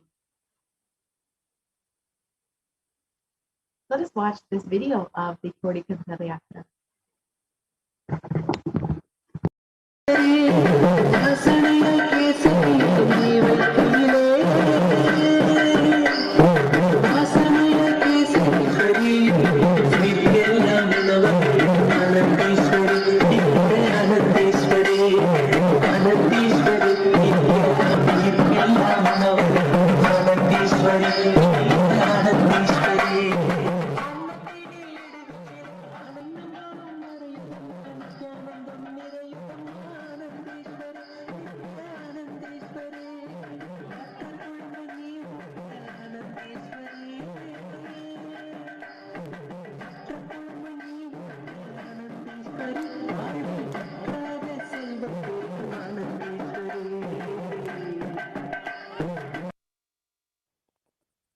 We can continue the next slide, please. And the Kodikan Radayatra culminated with the consecration and inauguration of the Garva Mandir, the Sanctum Sanctorum, for Nithyanandeshwara Paramashiva and Nithyanandeshwari Parashakti, and the Swayambhulinga at Adi Kailasha Sarvekambika in Bangalore, South India. And these deities were energized as Ajavataras to radiate the energy of Paramashiva and Parashakti to create the Adi Kailasa Sarvekambika as a ship to save humanity from this upcoming pralaya. And the Supreme Pontiff of Hinduism has created innumerable spiritual energy centers in India as safe havens to protect people during this pralaya, this great deluge. And these three that are shown here are Kailasa in Tiruchendur, the Adi Kailasha Sarvanyapitham in Bangalore, and of course the Kailasa in Hyderabad. And in 2008, the Avatar created and energized the Nithyananda Vajrasarovar, the Anandalingam, which would protect anyone who bathes in its waters from this deadly COVID-19 disease, because it is a Navapashana Linga and has tremendous healing properties. Let us watch the Supreme Pontiff of Hinduism himself performing Abhishekam for the Anandalingam. जनमस्सहस्राक्षाय च चतुर्धन्वने जनमो गिरिशाय विष्टाय जनमो मीढुष्टमाय च शुमते जनमो स्रस्वाय च वामनाय जनमो बृहते च वर्षीयते जनमो वृद्धाय च संवृद्धने जनमो अग्र्याय च प्रथमाय जनम आशवे च जिराय च नम शीघ्रियाय च शीघ्राय च नम ऊर्म्याय च वस्वन्याय च नम स्रोतस्याय च दीप्याय च नमो ज्येष्ठाय च कनिष्ठाय च नम पूर्वजाय च परजाय च नमो मध्यमाय च पगल्भाय च नमो च घन्याय च बुद्ध्याय च नमस्तोभ्याय च प्रतिसर्याय च नमो याम्याय च क्षेम्याय च नम उर्वर्याय च खल्याय च नम श्रोप्याय च वसान्याय च नमो वन्याय च कक्ष्याय च नम श्रवाय च प्रतिश्रवाय च नम आशुषेणाय च आशुरथाय च नम शूराय च वभिन्दते च नमो वर्मिणे च वरुथिने च नमो बिल्मिने च कवचिने च नमः श्रुताय च श्रुतसेनाय च नमो दुन्दुभ्याय च हनन्याय च नमो धृष्णवे च प्रवृषाय च नमो दूताय च प्रहिताय च नमो निषङ्गिने च श्रुतिमते च वेच इधिने च नमस्वाय उधाय च सुधन्वने च नमः श्रुत्याय च पथ्याय च नमः काट्याय च नीप्याय च नमः सूप्याय च सरस्याय च नमो नाद्याय च वैशन्ताय च नमः कूप्याय च वट्याय च नमो वर्ष्याय च नमो मेघ्याय च विद्युत्याय च नमः ईर्ध्याय च तप्याय च नमो वात्याय च रेश्म्याय च नमो वास्तव्याय च वास्तुपाय च ओम नमः सोमाय च रुद्राय च नमः ताम्राय च अरुणाय च नमः शृंगाय च वशुपतये च नमः उग्राय च भीमाय च नमो अग्रे वधाय च दूरे वधाय च नमो हन्त्रे च हन्यसे च नमो वृक्षेभ्यो हरिकेशेभ्यो नमस्ताराय नमः शम्भवे च मयोभवे च नमः शङ्कराय च मयस्कराय च नमः शिवाय च शिवधराय च नमः तीर्थ्याय च कूल्याय च नमः पार्याय च वार्याय च नमः प्रतरणाय चोत्तरणाय च नमः आदार्याय च लाद्याय च नमः षष्ट्याय च फेन्याय च नमः सिकत्याय च प्रवाह्याय च नमः इरण्याय च प्रपथ्याय च नमः किगुंशिलाय च क्षयणाय च नमः कपर्दिने च पुनस्तये च नमो गोष्ट्याय च गृह्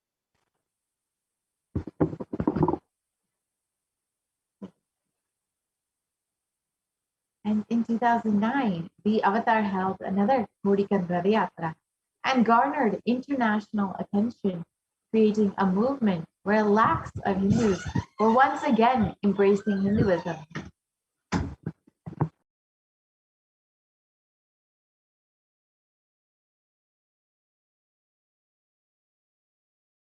போல நின்பதம் கண்ட என் மனோ நித்ய சத்குரு நித்ய சத்குரு நித்ய சத்குரு நித்யனே சத்குரு நித்ய சத்குரு நித்ய சத்குரு நித்யனே நித்ய சத்குரு நித்ய சத்குரு நித்ய சத்குரு நித்யனே நின்முகம் நீனைந்து இங்கு நிர்மலமாகவே ஆனதே இதய சக்கரம் அனகதமும் இனிமையோதே நித்ய சத்குரு நித்ய சத்குரு நித்ய சத்குரு நித்யனே நித்ய சத்குரு நித்ய Sadhguru நித்யனே.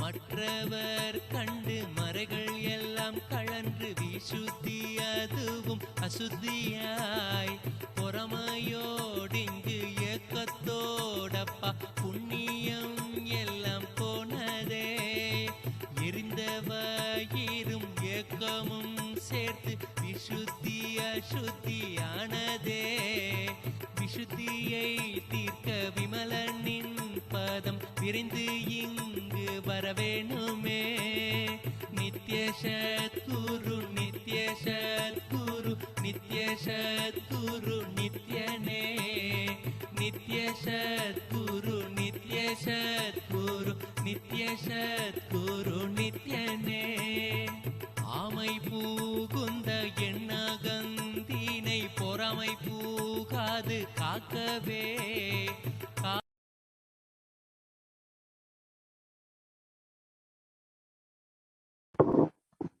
Wherever the Avatar's feet have graced the planet Earth, there the seeds of super consciousness have been sown.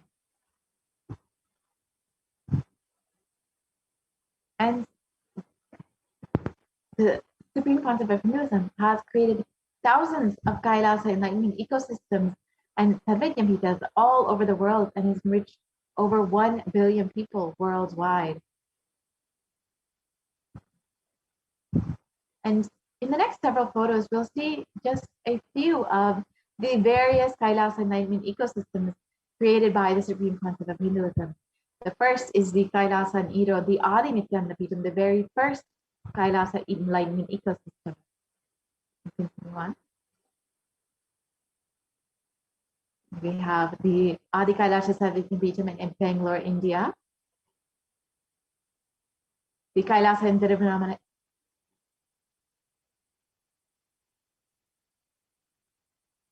the Kailasa in Columbus, Ohio.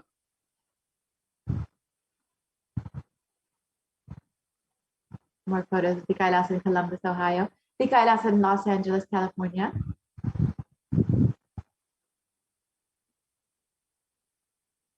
More photos of the Kailasa in Los Angeles. The Kailasa in San Jose.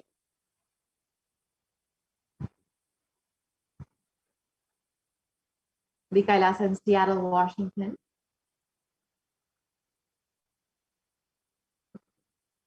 The Kailasa in Houston, Texas.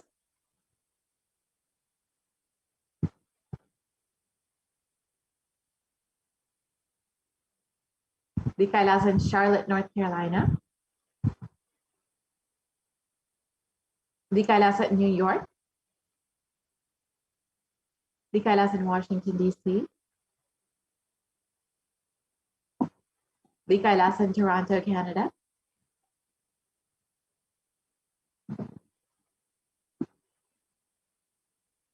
The Kailasa in Oklahoma City, Oklahoma. The Kailasa in Phoenix, Arizona. The Kailasa in St. Louis, Missouri. The Kailasa in Oman. The Kailasa in Dubai. The Kailasa in London, UK. The Kailasa in Scotland, UK. The Kailasa in Netherlands. The Kailasa in Slovakia. The Kailasa in Belgium. The Kailasa in Luxembourg. The Kailasa in Austria. The Kailasa in Germany. The Kailasa in Italy. The Kailasa in France. The Kailasa in Switzerland. The Kailasa in Mauritius. The Kailasa in South Africa. The Kailasa in Salem. The Kailasa in more photos of the Kailasa in Salem. The Kailasa in Hosur.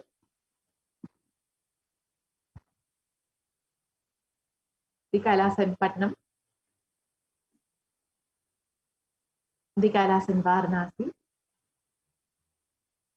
The Kailasa in Rajapalayam. The Kailasa, more photos of the Kailasa in Rajapalayam. The Kailasa in Hyderabad.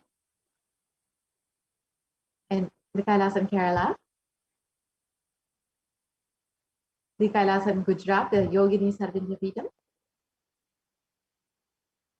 The Kailasa in Tirvanur. The Kailasa in Alankulam. The Kailasa in Dambaram, Chennai. The Kailasa in Avadi, Chennai. Another photo of the Kailasa in Chennai. Kailasa in Melbourne, Australia. Kailasa in New Zealand. The Kailasa in Singapore. The Kailasa in Kuala Lumpur. The Kailasa in Guadeloupe, South America.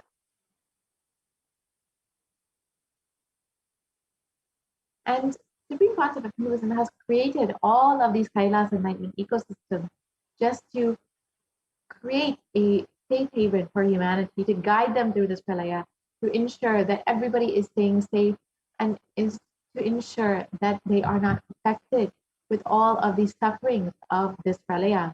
And if you would like to be a part of this Kailasa enlightenment ecosystem and protect yourself during this pralaya, you can sign up to be a part, become an e-Kailashin at kailasa.org.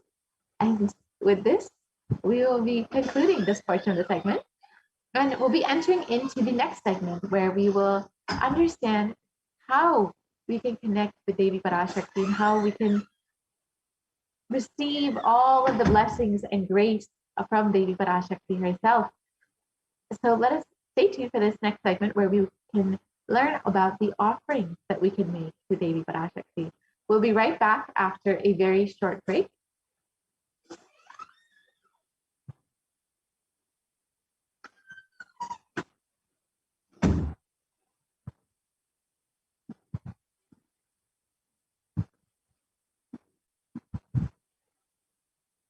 So in this next segment, we'll just understand how Devi has been continuously manifesting in our lives and how we can receive her much more deeply, much more intimately. We can connect with Devi through these various offerings. And these offerings are not made out of any fear or greed, but rather out of your devotion and love for the divine manifesting in your life. So be sure to stay tuned for this next segment where you can learn about how you can manifest Devi Parashakti more deeply in your own life. And for any offering, there consists of two parts. Of course, the giving, which is on the part of the disciple, and then there is the receiving, which happens when the divine accepts your love and devotion.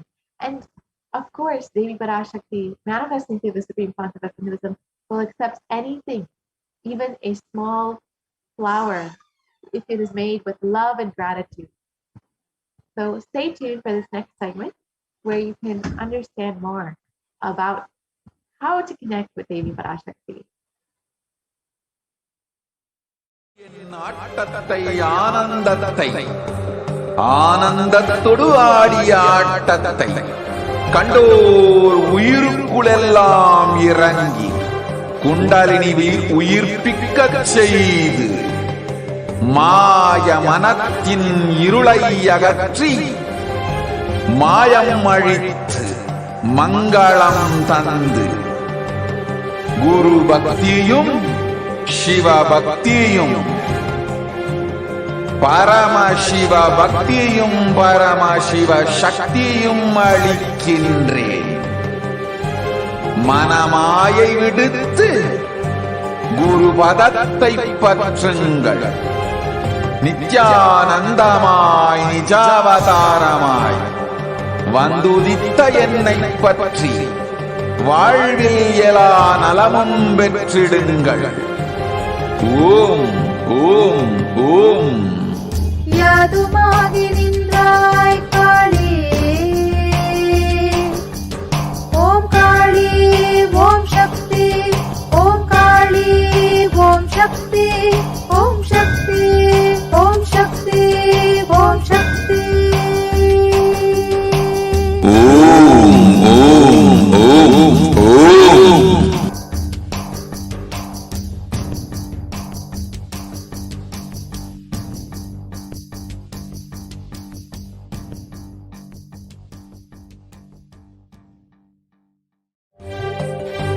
காளியின் ஆட்டத்தை ஆனந்தத்தை ஆனந்தத்தொடு ஆடிய ஆட்டத்தை கண்டோர் உயிருக்குளெல்லாம் இறங்கி குண்டலினி உயிர்ப்பிக்கச் செய்து மாய மனத்தின் இருளை அகற்றி மாயம் அழித்து மங்களம் தந்து குரு பக்தியும் சிவ பக்தியும்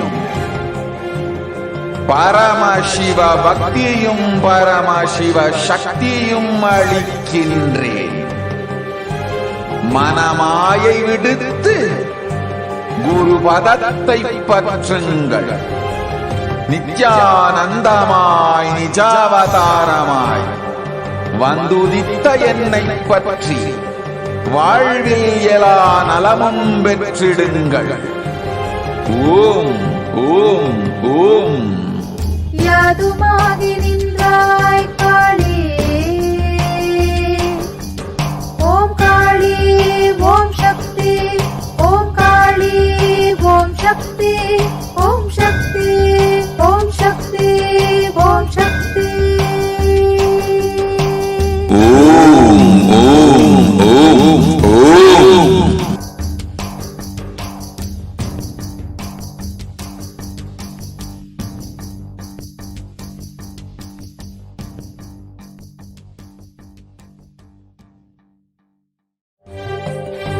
காளியின் ஆட்டத்தை ஆனந்தத்தை ஆனந்தத்தொடு ஆடிய ஆட்டத்தை கண்டோர் உயிருக்குளெல்லாம் இறங்கி குண்டலினி விக்கச் செய்து மாய மனத்தின் மாயம் அழித்து களம் தந்து குரு பக்தியும் சிவ பக்தியும்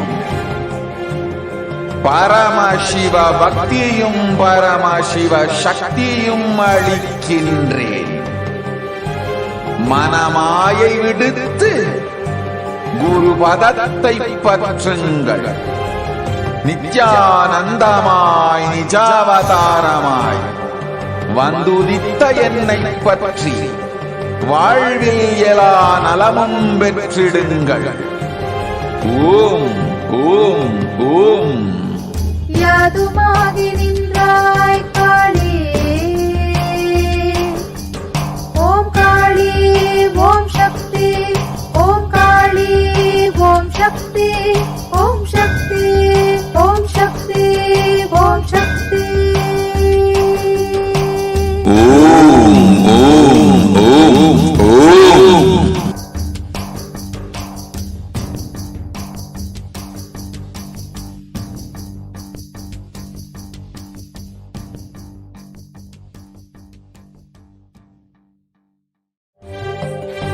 காளியின் ஆட்டத்தை ஆனந்தத்தை ஆனந்தத்தொடு ஆடிய ஆட்டத்தை கண்டோர் உயிருக்குளெல்லாம் இறங்கி குண்டலினி உயிர்ப்பிக்கச் செய்து மாய மனத்தின் இருளை அகற்றி மாயம் மங்களம் தந்து குரு பக்தியும் சிவ பக்தியும் பரமசிவ பக்தியும் பரமசிவ சக்தியும் அளிக்கின்றேன். மனமாயை விடுத்து குரு பதத்தை பற்றுங்கள். நித்யானந்தமாய் நிஜாவதாரமாய் வந்துதித்த என்னை பற்றி வாழ்வில் எல்லா நலமும் பெற்றிடுங்கள். ஓம் ஓம் ஓம். யாதுமாகி நின்றாய் காளி, ஓம் காளி ஓம் சக்தி, ஓம் காளி ஓம் சக்தி, ஓம் சக்தி ஓம் சக்தி ஓம் சக்தி. ஓம் ஓம் ஓம் ஓம்.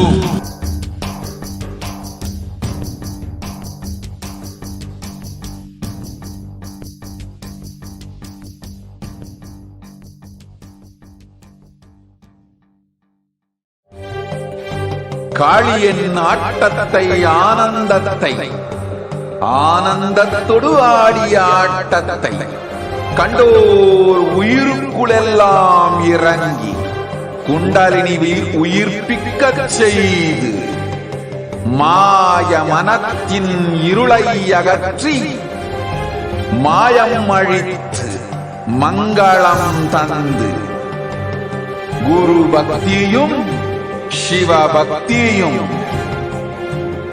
பரமசிவ பக்தியும் பரமசிவ சக்தியும் அளிக்கின்றேன். மனமாயை விடுத்து குரு பதத்தை பற்றுங்கள். நித்யானந்தமாய் நிஜாவதாரமாய் வந்துதித்த என்னை பற்றி வாழ்வில் எல்லா நலமும் பெற்றிடுங்கள். ஓம் ஓம். யாதுமாகி நின்றாய் காளி, ஓம் காளி ஓம் காளி ஓம் சக்தி, ஓம் சக்தி ஓம் சக்தி ஓம் சக்தி. ஓம் ஓம் ஓம் ஓம்.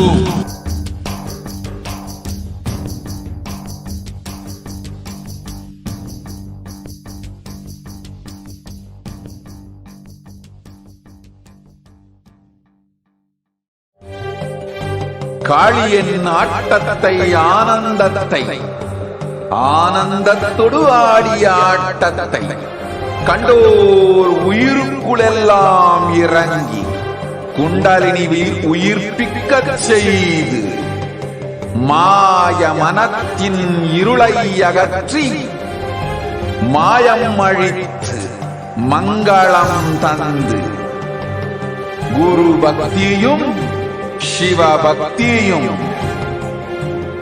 பரமசிவ பக்தியும் பரமசிவ சக்தியும் அளிக்கின்றேன். மனமாயை விடுத்து குரு பதத்தை பற்றுங்கள். நித்யானந்தமாய் நிஜாவதாரமாய் வந்துதித்த என்னை பற்றி வாழ்வில் எல்லா நலமும் பெற்றிடுங்கள். ஓம் ஓம் ஓம். யாதுமாகி நின்றாய் காளி, ஓம் காளி ஓம் சக்தி, ஓம் காளி ஓம் சக்தி, ஓம் சக்தி ஓம் சக்தி ஓம் சக்தி. ஓம் ஓம் ஓம் ஓம்.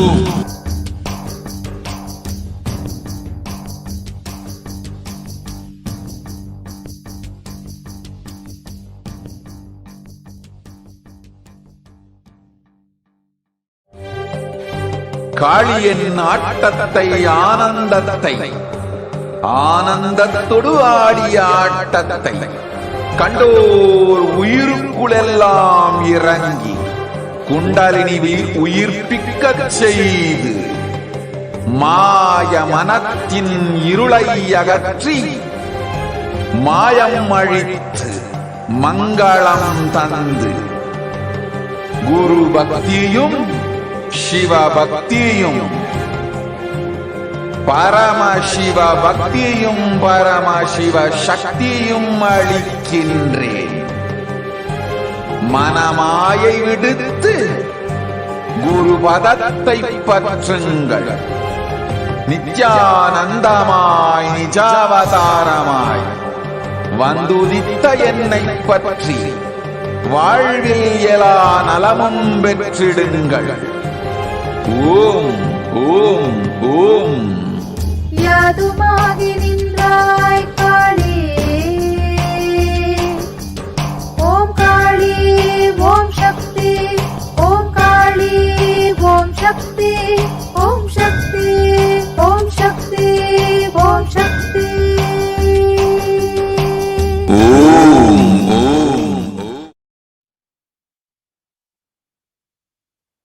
Nithyanandam, after that short break, then now let us continue the program as we are going forward eagerly in this Devi Bhava Samadhi Darshan.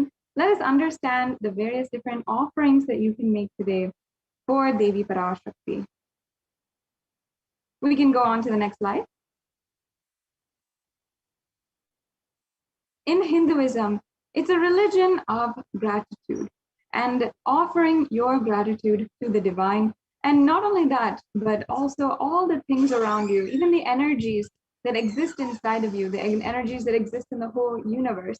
And for every person, for everything, for every animate and inanimate object, we offer our gratitude. And there are two types of religions in this world right now: the religions of prayer and the religions of gratitude, where there are so many different ways of simply uplifting yourself and paving the path for enlightenment. In prayer, when we're continuously getting into the habit of asking and asking for more, even in our inner chatter, even in our silent moments by ourselves, we will only be asking for more. We'll never be expressing our gratitude for anything. So in these offerings, under a way that you can consciously build gratitude in your life.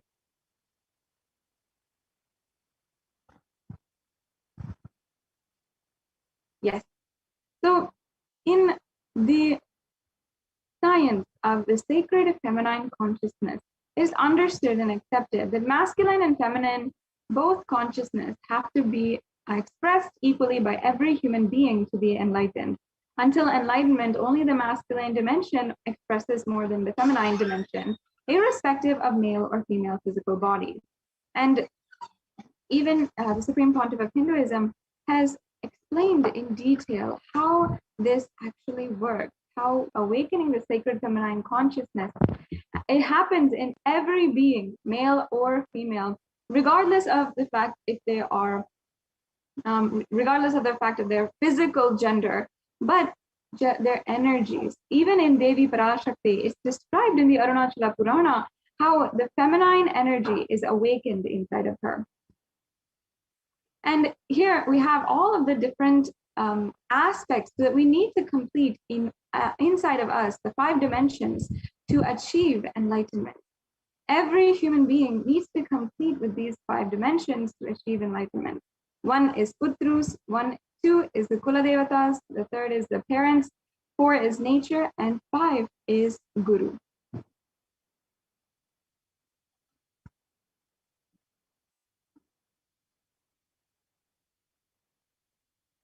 And we have to complete in these 5 dimensions the incompletions that we have, life negativity and adharmic cognitions that lead to misconstrued cause and effect, further leading us in a vicious cycle of more pain, more suffering, and even calamities in the global and collective level.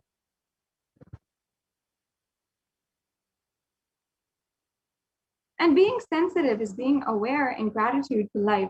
Everything from the air we breathe, from the place to place we sit, the energy that we feel that we exist, and energy to celebrate that we exist. In fact, there are 43 energies inside of us which constitute our very body. And when all 43 are integrated towards dharma, that is what is enlightenment. When they are all integrated towards one purpose and towards the righteousness, that is what is called the completion. And here you can see in a photograph of this Trimeru, which actually is a representation of all the 43 energies within our body, which each are different, represented by different goddesses. Each energy is worshipped as a goddess who is giving us so much, and we worship as literally the mother. Yes, we can go on. And awakening the sacred feminine is the key to enlightenment. When awakened, a man expresses the sacred feminine consciousness. He becomes a revered leader. And when awakened woman expresses sacred feminine consciousness, she becomes Devi Parashakti herself, expressing power.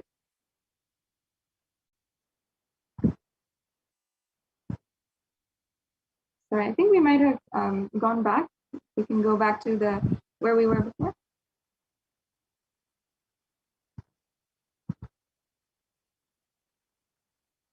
Yes, and the key to awaken your sacred feminine consciousness is conscious sovereignty. You will see and experience the conscious sovereignty, what the Supreme Pontiff of Hinduism is continuously elaborating as conscious sovereignty when we awaken the sacred feminine consciousness.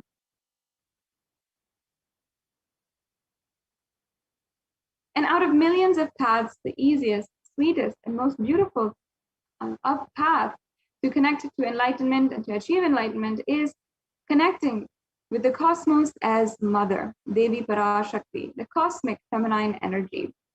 And each and every one of us will have this inherently inside of us. Whether or not we knew our mother when we were younger, we always, each and every one of us, had the umbilical cord connection. And Devi Parashakti is the one who expresses as Guru all gods and all manifestations of this universe. She can straight away deliver enlightenment by connecting through the cosmic umbilical cord, the consciousness itself. We can go on to the next slide. The next slide, please.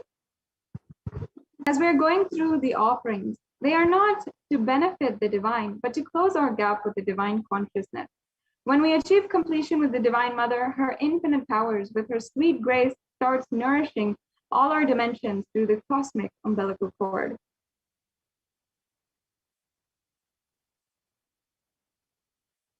And there is nothing too small or too big that one can offer to connect with the Divine Mother. It has to be from the space of love of a child looking at a mother and handing her what it has to share with out of her deep love and gratitude. It can be a cup of milk or a flower, or it can be a precious jewel to adorn her smiling face or hair.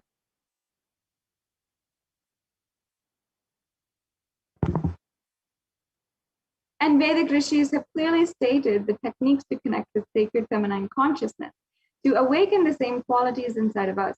One can connect with Paramashiva through oneness, but with the Divine Cosmic Mother, it is only through worshipping her feet with pure devotion that you can connect to the Divine Mother.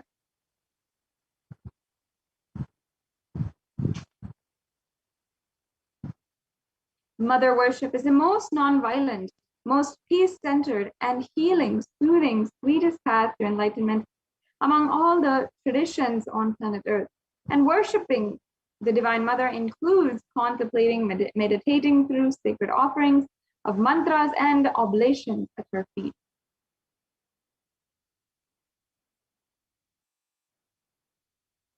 We can go on.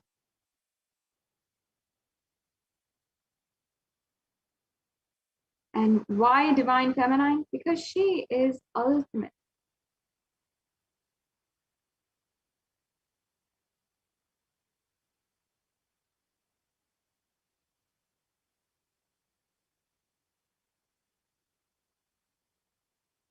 And we just saw a beautiful verse from the Rig Veda, and I'll just read out the English translation where it says, I walk as the 11 Rudras, I walk as the Vasus, I walk as Vishnu and other Adityas in all divine forms. I hold aloft Mitra and Varuna, even as Indra and Agni I do, and Ashwin twins too.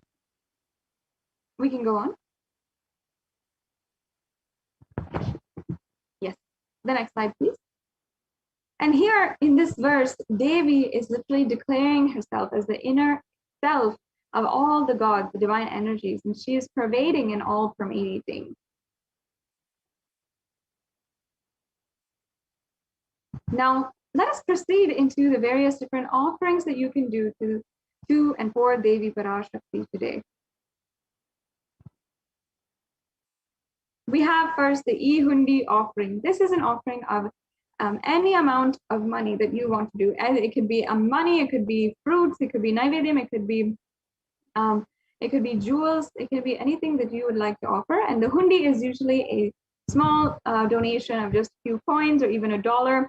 I remember when I was younger, whenever I used to go to the temple, even in the US, we always used to offer a few coins, $1 or even $20 into the hundi during when we go to the temple.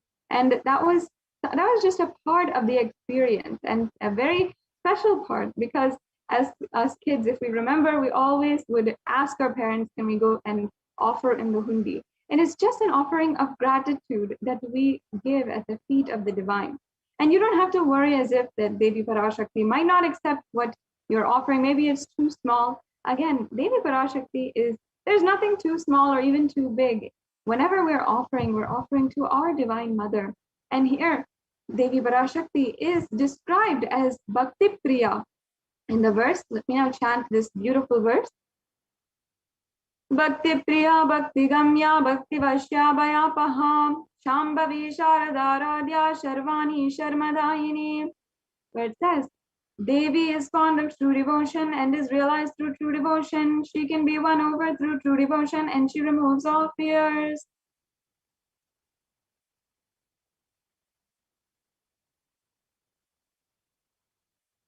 And if there is any fear in your mind that continues to nag at you, that continues to burden your heart, you can be sure that Devi will remove that fear. Continuously, every single day, Devi Parashakti has been giving us darshan, and even twice a day sometimes, Devi Parashakti has come, answered our questions, granted us boons, and there's literally nothing we need to fear. We just have to follow what she says and live happily in her divine lap. That is where the space that she is giving us literally now, especially through the Supreme Pontiff of Hinduism, especially through this Devi Bhava Samadhi Darshan, which is happening every single day. So please do take a few minutes and offer any kind of donation that you want in the e-hundi offering. And you can do this in two ways. One is the YouTube super chat, and the other is the payment registration gateway.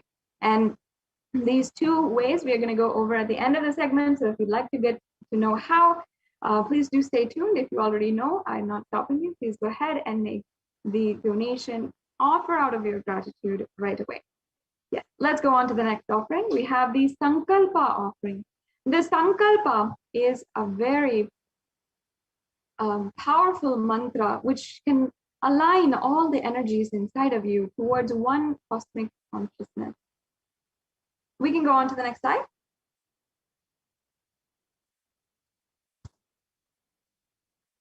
And whatever resolution we have, whether it might be for longer life, for health, for wealth, whatever desire we might want to cause into our reality, we can keep this inside of our inner space and build this space, make the space for it with the chanting of the Sankalpa. So here it says, from the Saundarya Lahari, Japo Japaha Shilpam Sakalam Apimudra Virachana Gatihi Pradakshinya Kramanam Asandhyadhuti Vidihi. So basically that means, let the mantras I chant with the sacrifice in my soul become the chanting of your name. And literally this shows us that any mantra that we chant can literally become a way that we are inviting Devi Parashakti into our inner space. So you can receive the blessings for both the asked and unasked, remembered, and all the forgotten wishes that you might have had, and manifest that with the grace of Devi Parashakti.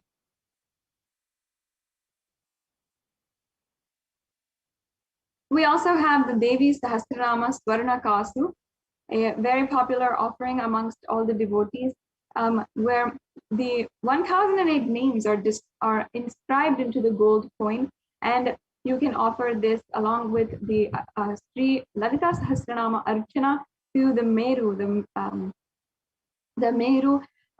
Sri Meru, which is the feminine consciousness, the representation of feminine consciousness in the three-dimensional form.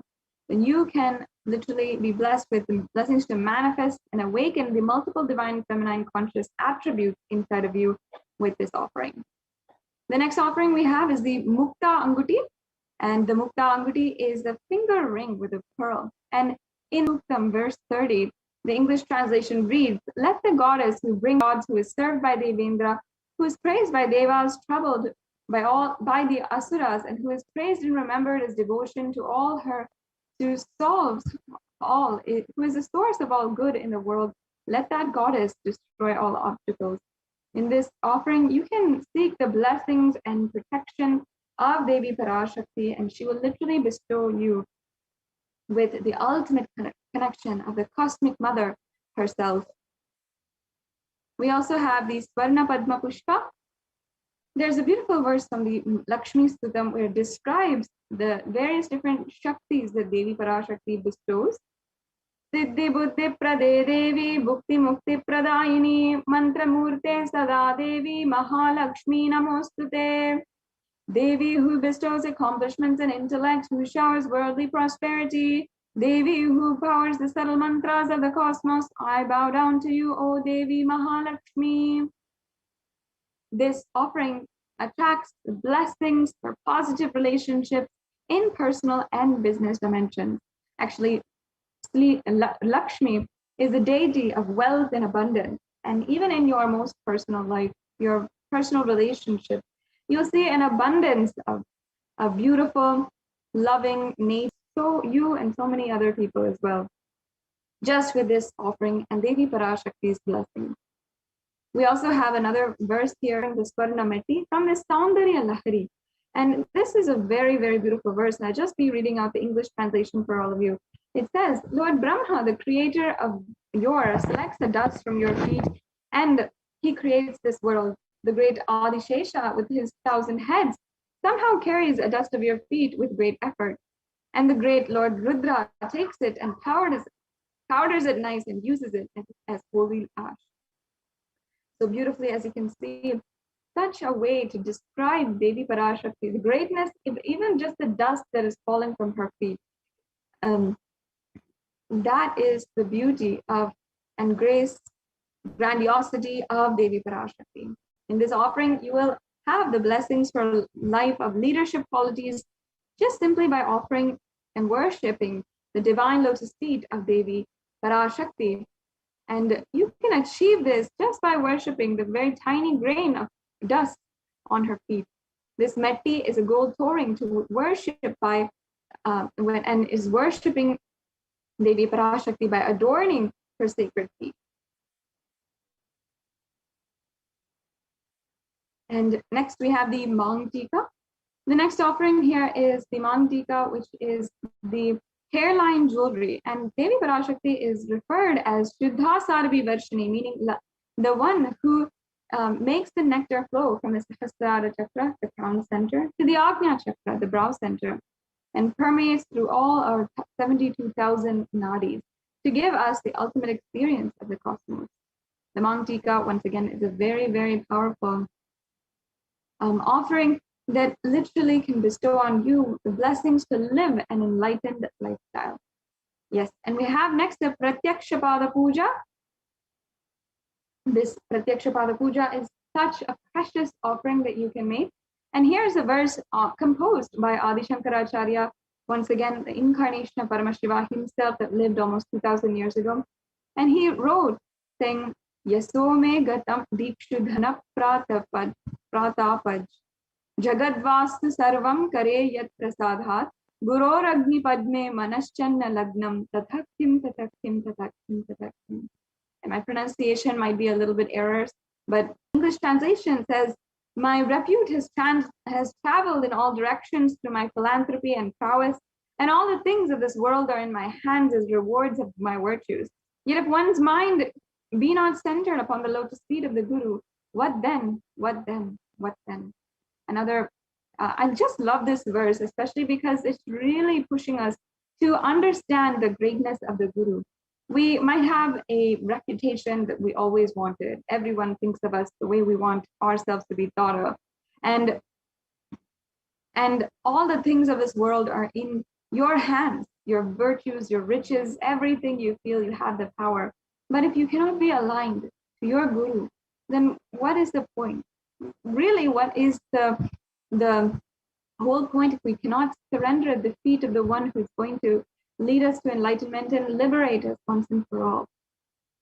All the virtues in our life then become karma, and we go again into and sink again into this vicious cycle of the bhavaroga, the endless cycle of life and death.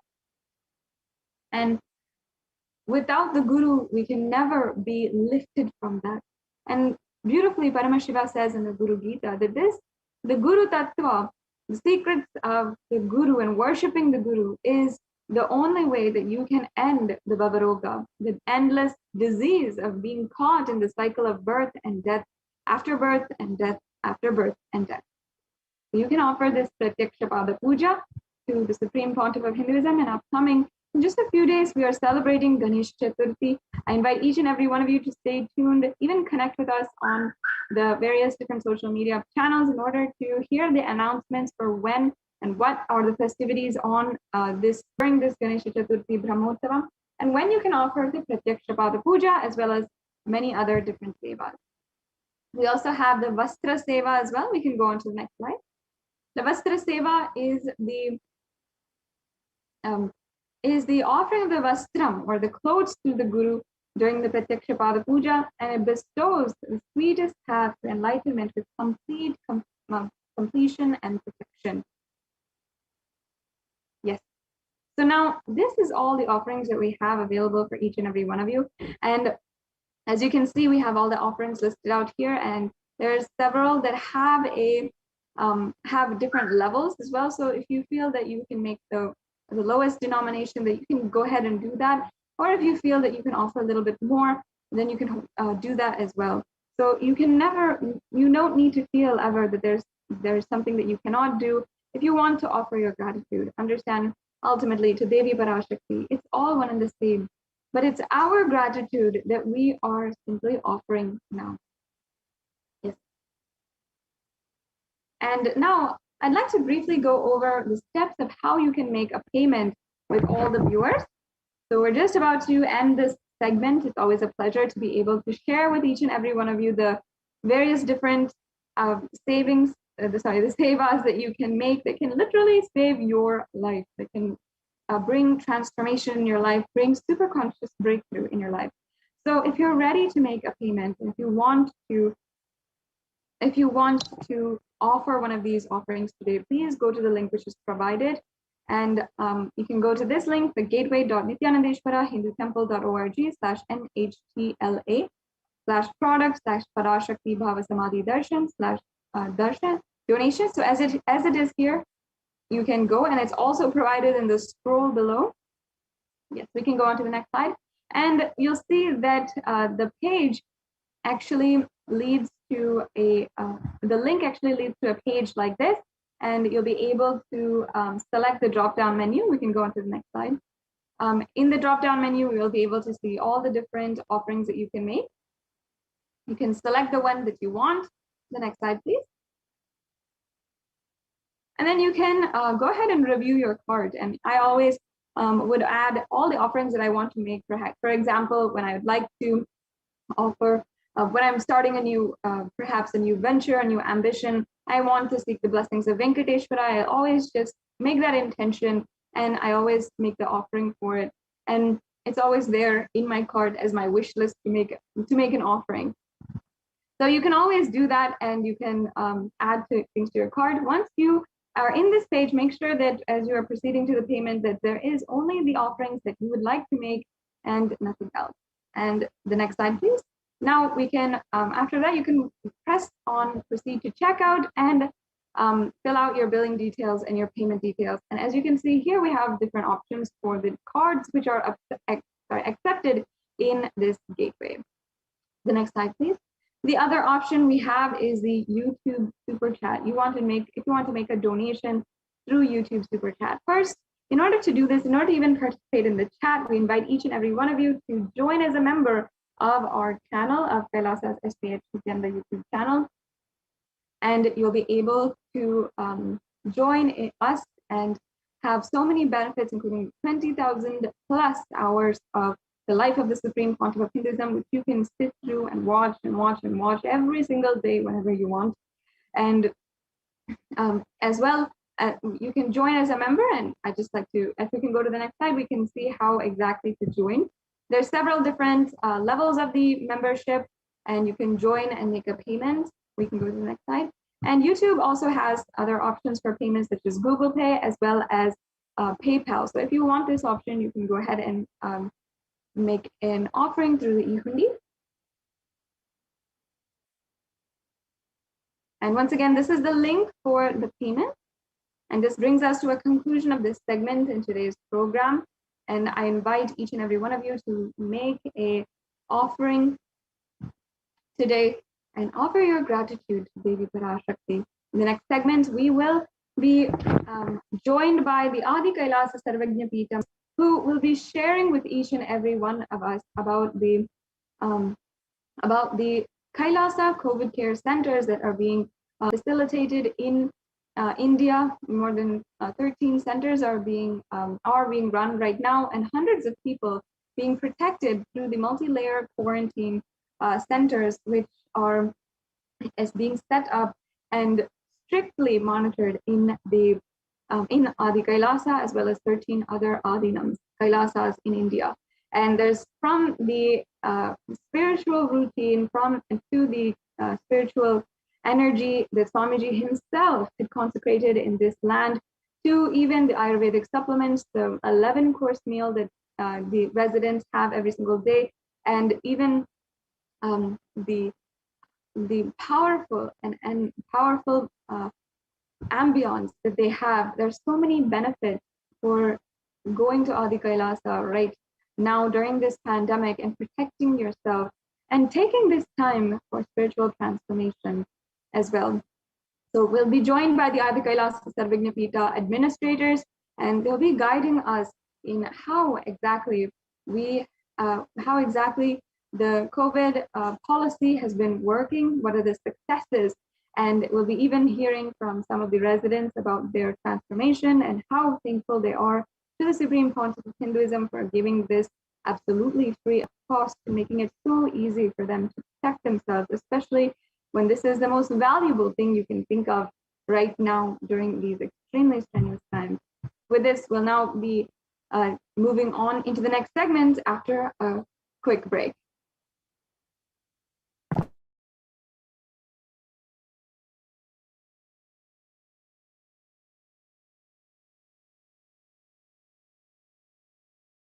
ஆட்டத்தை ஆனந்தத்தை ஆனந்தத்தொடு ஆடிய ஆட்டத்தை கண்டோர் உயிருக்குளெல்லாம் இறங்கி குண்டலினி உயிர்ப்பிக்கச் செய்து மாய மனத்தின் இருளை அகற்றி மாயம் அழித்து மங்களம் தந்து குரு பக்தியும் சிவ பக்தியும்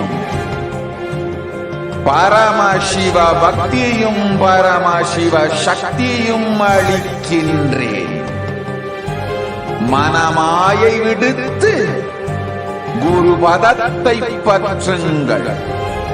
நித்யானந்தமாய் நிஜாவதாரமாய் வந்துதித்த என்னை பற்றி வாழ்வில் எல்லா நலமும் பெற்றிடுங்கள்.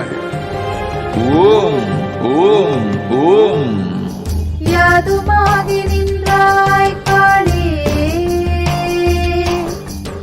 ஓம் காளி ஓம் சக்தி, ஓம் காளி ஓம் சக்தி, ஓம் சக்தி ஓம் சக்தி ஓம் சக்தி. ஓம் ஓம் ஓம் ஓம்.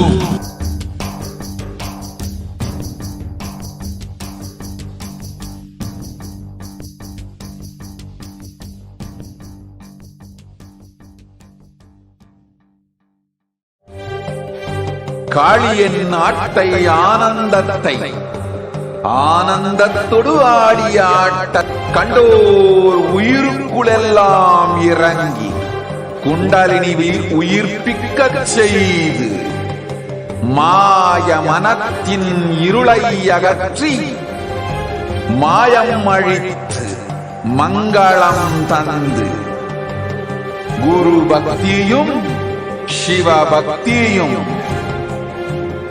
பரமசிவ பக்தியும் பரமசிவ சக்தியும் அளிக்கின்றேன். மனமாயை விடுத்து குரு பதத்தை பற்றுங்கள். நித்யானந்தமாய் நிஜாவதாரமாய் வந்துதித்த என்னை பற்றி வாழ்வில் எல்லா நலமும் பெற்றிடுங்கள். ஓம் ஓம் ஓம். யாதுமாகி நின்றாய் காளி, ஓம் காளி ஓம் சக்தி, ஓம் காளி ஓம் சக்தி, ஓம் சக்தி ஓம் சக்தி ஓம் சக்தி. ஓம் ஓம் ஓம் ஓம்.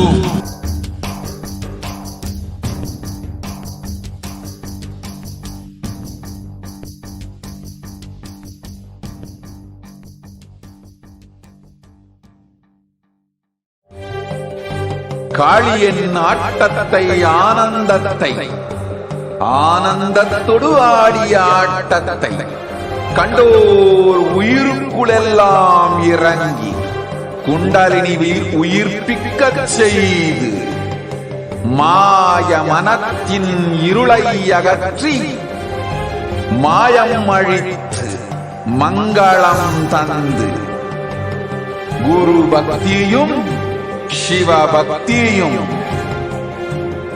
பரமசிவ பக்தியும் பரமசிவ சக்தியும் அளிக்கின்றேன். மனமாயை விடுத்து குரு பதத்தை பற்றுங்கள். நித்யானந்தமாய் நிஜாவதாரமாய் வந்துதித்த என்னை பற்றி வாழ்வில் எல்லா நலமும் பெற்றிடுங்கள். ஓம் ஓம் ஓம். யாதுமாகி நின்றாய் காளி. ஓம் காளி ஓம் சக்தி, ஓம் காளி ஓம் சக்தி, ஓம் சக்தி ஓம் சக்தி ஓம் சக்தி. ஓம் ஓம் ஓம் ஓம்.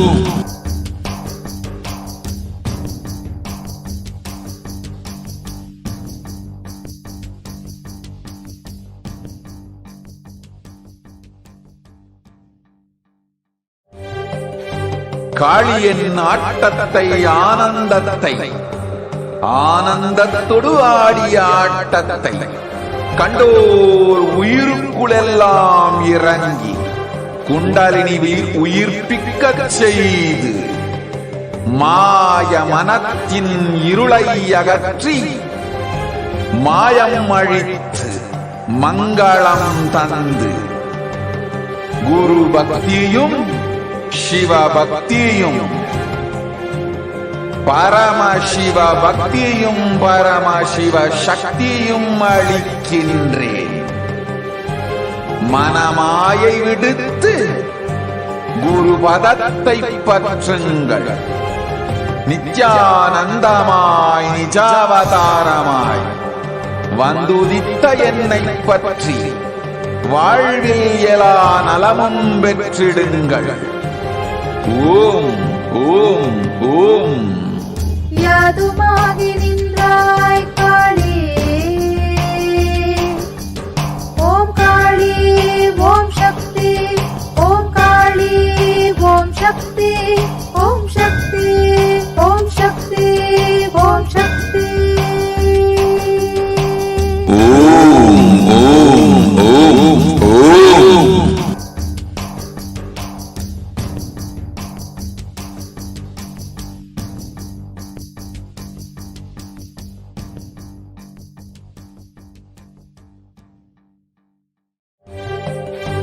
காளியின் ஆட்டத்தை ஆனந்தத்தை, ஆனந்தத்தொடு ஆடிய ஆட்டத்தை கண்டோர் உயிருக்குளெல்லாம் இறங்கி குண்டலினி உயிர்ப்பிக்கச் செய்து மாய மனத்தின் இருளை அகற்றி மாயம் அழித்து மங்களம் தந்து குரு பக்தியும் சிவ பக்தியும்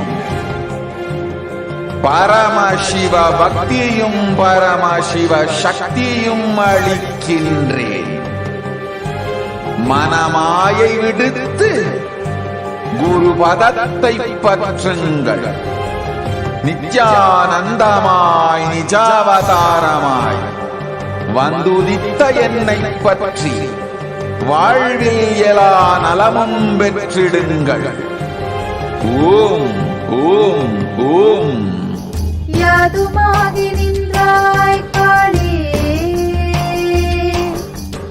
ஓம் காளி ஓம் சக்தி, ஓம் காளி ஓம் சக்தி, ஓம் சக்தி ஓம் சக்தி ஓம் சக்தி.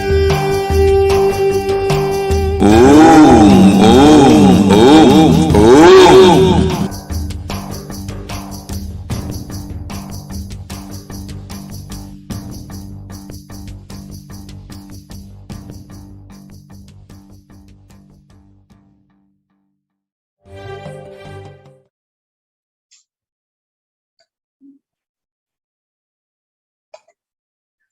Nithyanandam, welcome back. With the blessings of the Supreme Pontiff of Hinduism, in this segment, we are going to learn about the Kailasas, the de facto spiritual embassies, which are now COVID care protection centers. Let's start with the Sadguru Vandanam. Nithyanandam Paramashivoham Kevalam Jnanamurtim Dvandvatitam Gagana Sadrusham Tattvamasya-dilaksham Ekam Nityam Vimalamachalam Sarvadi Sakshibhutam Bhavatitam Trigunarahitam Sadgurum Tam Namami.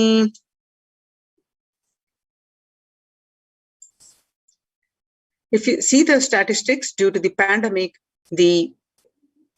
across the world, according to the statistics, the younger adults are more likely to report symptoms of anxiety and or depressive disorders during the COVID-19 pandemic. Young adults about 18 to 24 affected 56.2%, and about ages 25 to 49, 48.9% got affected, and ages 50 to 64, 39.1%, and ages 65 plus about 29.3%.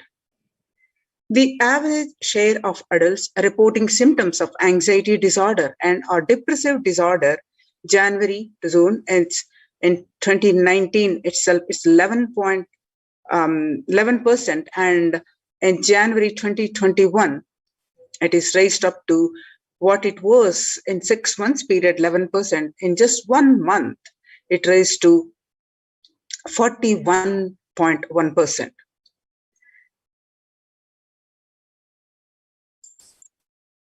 And you can see some more statistics of the significant difference between the adults ages 18 to 24. The data shown indicates adults, the young adults are much affected than the older adults. So what employees say, they feel more than half the time at work. What they're feeling, most of them, about 34% say they are tired, and 24% say they are stressed, and 27% say they are burnt out, and 22% say they are discouraged, and 19% say they are distracted, and 17% say they are depressed. So nearly 8 in 10, about 78% say the coronavirus pandemic is a significant source of stress in their lives. Nearly 7 in 10%, that is about 67%, say they have experienced increased stress over the course of the pandemic. 1 in 4 essential workers, which is about 25%, diagnosed with a mental health disorder since the start of the pandemic. The healthcare workers, more than 60,000 healthcare workers have contracted COVID-19 and 300 have died. Of the healthcare workers who treated patients during the China's COVID-19 outbreak, 50% showed signs of depression and 45% showed signs of anxiety. The self-reported mental health and new mothers. So before COVID-19 pandemic, the depression levels were about 15%. And now, during this pandemic, it raised to 40.7%. And anxiety level, what it was 29% before the COVID-19 pandemic, now during this pandemic, it raised to 72%. US cases of depression have tripled during the COVID-19 pandemic. A large study finds a dramatic increase in the number of adults in the United States reporting symptoms of depression during the COVID-19 pandemic. The number of adults experiencing depression in the United States have tripled, according to a major study. Researchers estimate that more than 1 in 4 US adults now report experiencing symptoms of depression. Before the pandemic, 8.5 of US adults reported being depressed. The number has risen to 27.8 as the country struggles with the COVID-19.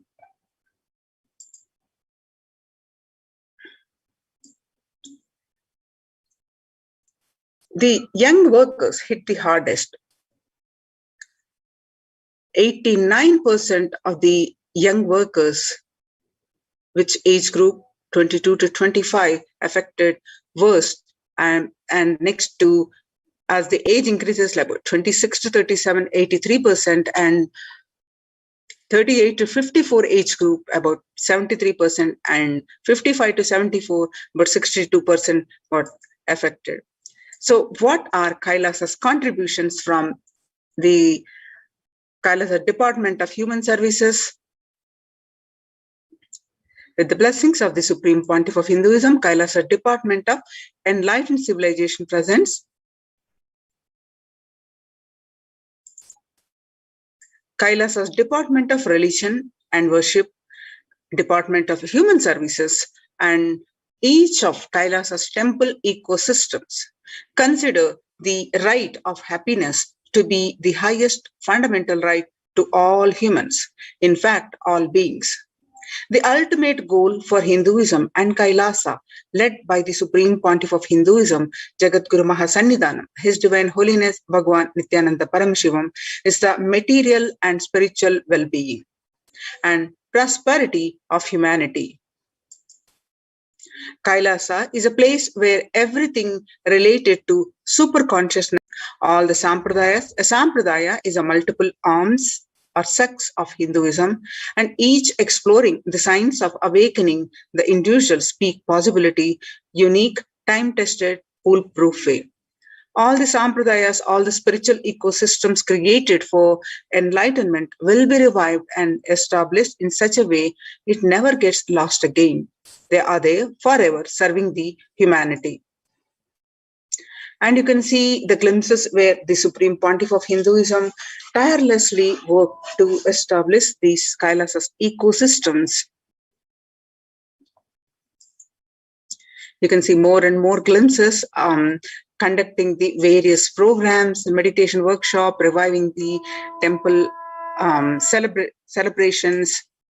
And you can see thousands and thousands of people attending the Supreme Pontiff of Hinduism's programs.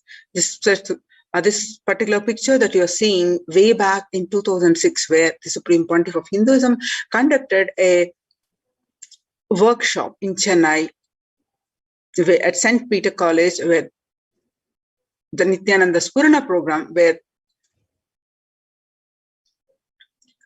you see the thousands of people attended this convention, and the various yatras he conducted. The yatras are the spiritual pilgrimages, and the various procession. And this particular picture that you're seeing, the Supreme Pontiff of Hinduism waving the flag for the thousands or lakhs of devotees on the procession for a temple festival. Supreme Pontiff of Hinduism is receiving them. And you can see the various rituals. And the Supreme Pontiff of Hinduism leading the peacekeepers of Kailasa by example to take part in the Kara Seva, the physical service towards the cleaning of the sacred Hindu temple. At the Adi Kailasa, this picture was taken on 2016. Kailasa's ecosystems are spread across the world, across the continents. Starting from 1994, where Mataji Vibhudanandapuri traditionally handed over the Kailasa in Tirunamalai to the Supreme Pontiff of Hinduism. And now you see the rightmost picture where the Kailasa in Tirunamalai receiving visitors and delegates for the Kalpataru meditation workshop and the Shiva Diksha. And Shiva Diksha is a initiation, is one of the most primary initiation of Hinduism.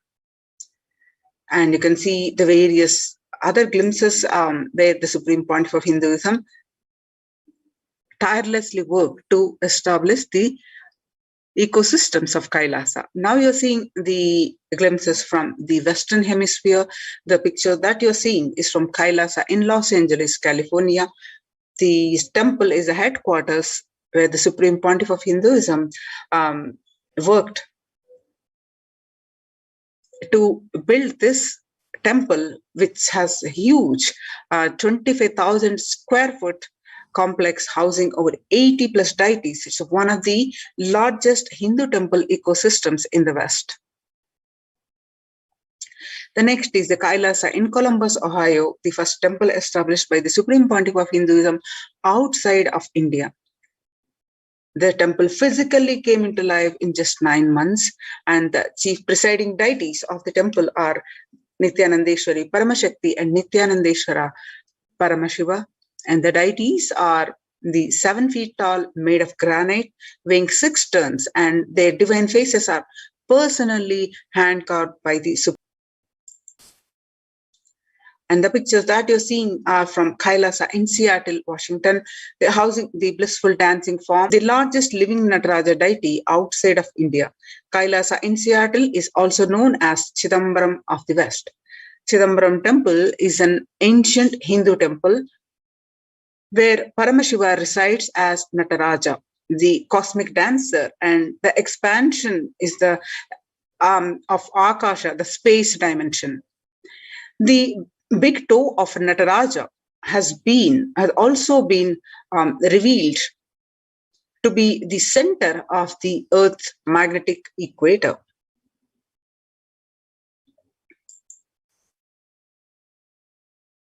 Now we're seeing the pictures are from Kailasa in San Jose, California. Inaugurated in 2009, Kailasa in San Jose radiates the energy of the Madurai Meenakshi Amman temple.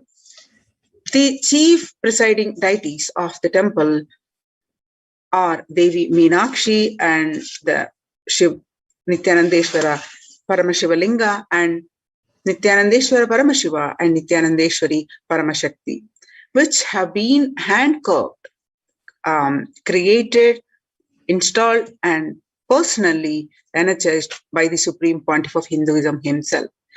Meenakshi Amman temple is home to Devi Meenakshi, the divine cosmic mother and the consort of the Lord Sundareshwara, the most beautiful form of Bhagwan Paramashiva. Kailasa in the pictures that you're seeing are from Kailasa in St. Louis, Missouri. Alongside the Shivalinga and Nityananda Ganesha, Kailasa in St. Louis carries the energy of the Tirumala Tirupati. Tirumala Tirupati is one of the most visited, beloved temple of Bhagwan Vishnu, and the temple is the most visited of any religion in the world. So the Tirumala Tirupati of South India is one of the tallest Venkateshwara deities in North America, along with his consorts Sridevi and Bhudevi. The beautiful landscape nestled among the woods or rolling hills of Missouri stretches over 20 acres. And the pictures that you're seeing are from Kailasa in Phoenix, Arizona, the home to over 21 deities, with a temple structure of 2,500 square foot. Kailasa in Phoenix has directly established by the Supreme Pontiff of Hinduism.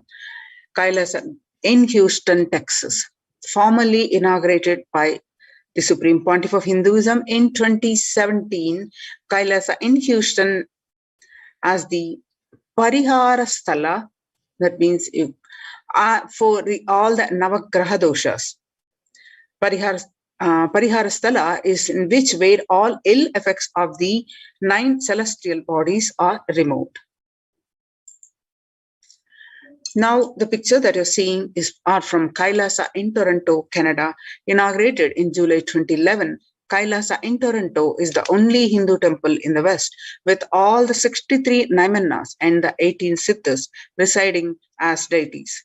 The temple deities here are seated exactly as they existentially preside in Kailasa around Paramashiva, the primordial deity of Hinduism.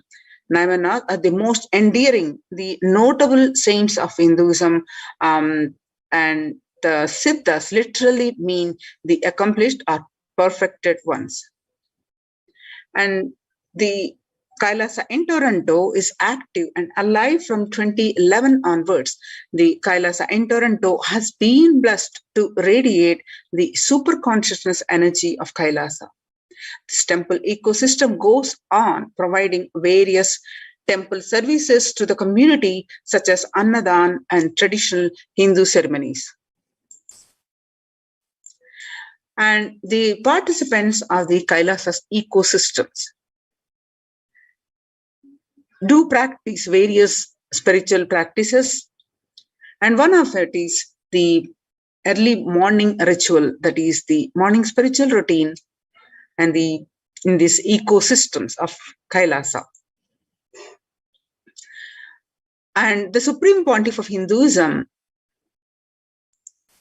during the Devi Bhava Akashic readings, revealed how important it is to join these ecosystems to protect from this pandemic and for the overall health, wealth, and the joy and experience the growth in all dimensions. So on 12th May 2021, Devi revealed that I came as Nija Avatar. I'm blessing you, listen. People, listen. To do good to all of you, I have taken the form of Nithyananda and came down as Nija Avatar. People of India, listen, carefully listen. Time after time, Bharatam is Jnana Bhumi, where enlightened beings comes, and we cannot make Jnana Bhumi as infertile. Enlightened beings have to come, they have to live, and it has to. Few hypocrites, because they are stuck in delusion, we cannot sacrifice the world. Cosmos cannot be destroyed. The ship I did to save the cosmos from being destroyed, that is called Adi Kailasa. The ship I did to protect beings from Pralaya in Adi Kailasa. Because of conspiracy of Drohis and enemies rule, the captain has to leave the ship. Before 12 years, knowing the great deluge that is going to happen, all Aushadas by this Guru Purnima, that Jnana Rasavadam, Navapashana is going to flower. Allow people to come and take dip in Navapashana flower. People, whoever comes and dip in Vaidya Sarovar, they will not have death and they will not have corona. Crores and crores of people will come in line, and every day they will come and dip in the Ananda Lingam. On 13th May 2021, Devi continue to reveal that, listen well to my words. For India, I made ship as protection. The Nithyananda Navapashana Lingam in Vaidya Sarovar go to Adi Kailasa. O Indians, listen. All those regretting losing Nithyananda Nija Avatara without confusion and without talking, just as a lip service, go to Adi Kailasa. Scores of people will come there looking for health, Navapashana water feast and medicine, to get health and protection and enlightenment. To protect India from the great destruction, I, Parashakti, made this huge ship. Even if captain is not there, the ship is there. See, when the first world countries closed their borders during a massive global emergency, Kailasa has opened its doors to all without exception.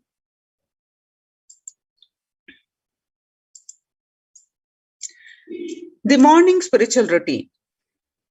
The participants of these ecosystems they start the day with the morning spiritual routine.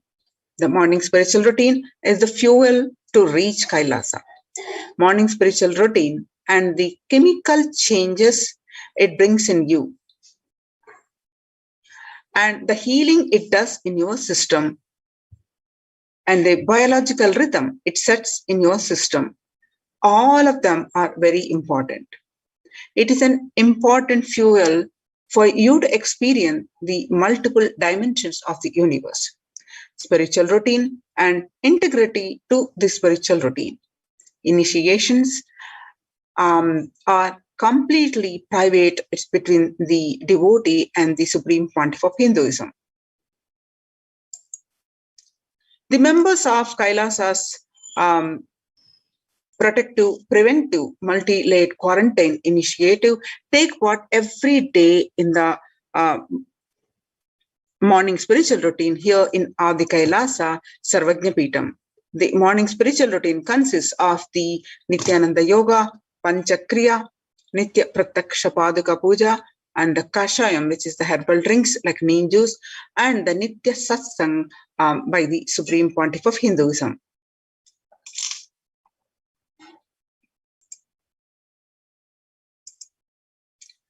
Morning spiritual routine. Tune your biological clock to the spiritual practices because the chemistry you enjoy inside matters. That decide the kind of plane of the universe, dimension of the universe you are going to experience. Kailasa or Patala, Swarga or Naraka. Kailasa is the place, the highest abode of Paramashiva, vertical time zone, and where Patala is the lowest abode. Swarga is heaven or Naraka is hell. So morning spiritual routine is the direct path to Kailasa. The Supreme Pontiff of Hinduism says, the person who is in love will wait to spend time with the beloved. If you are a seeker, you will be waiting for these 5 hours every day because that is the time you get near what you are seeking closely. A person who is in love will be waiting to spend time with the beloved. A person who is seeking will be waiting to spend these 4 hours because this is the time you get closest to what you are seeking. Your seeking takes shape into the system when your beloved comes near you, and if you are tired and the love is gone and dead. So during this routine, if you are bored and your seeking is gone and dead, so you need a thorough overhauling inside you, and you need to ask yourself and you need to question many of your answers, and you need to bring the pure questioning back to your life.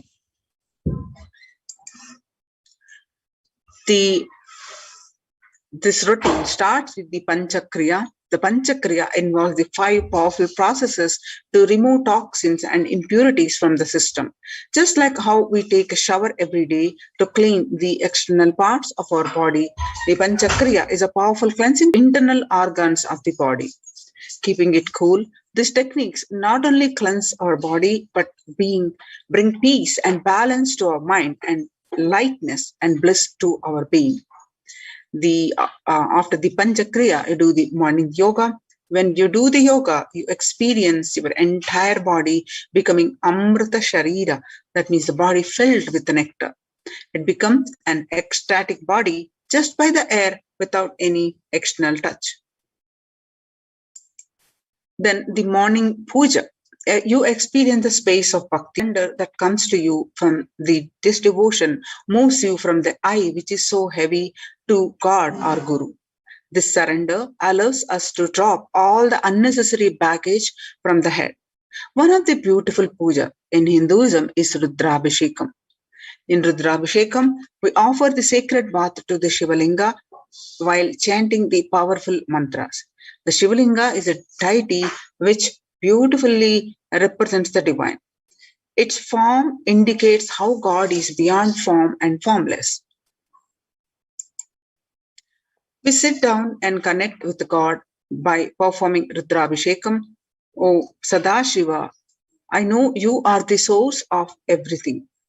You are everything, and you are in this Shivalinga, and you are in this body. You are in both. So let me connect with you. Let you reveal yourself to me. When we sit in that bhava, when we sit with that context and do the action of Rudrabhishekam, we experience the bhava samadhi. Only in bhava samadhi can give us the higher taste and higher joy in life. Rudrabhishekam is a beautiful ritual which allows us to experience the bhava samadhi of Shivoham, that I am divine.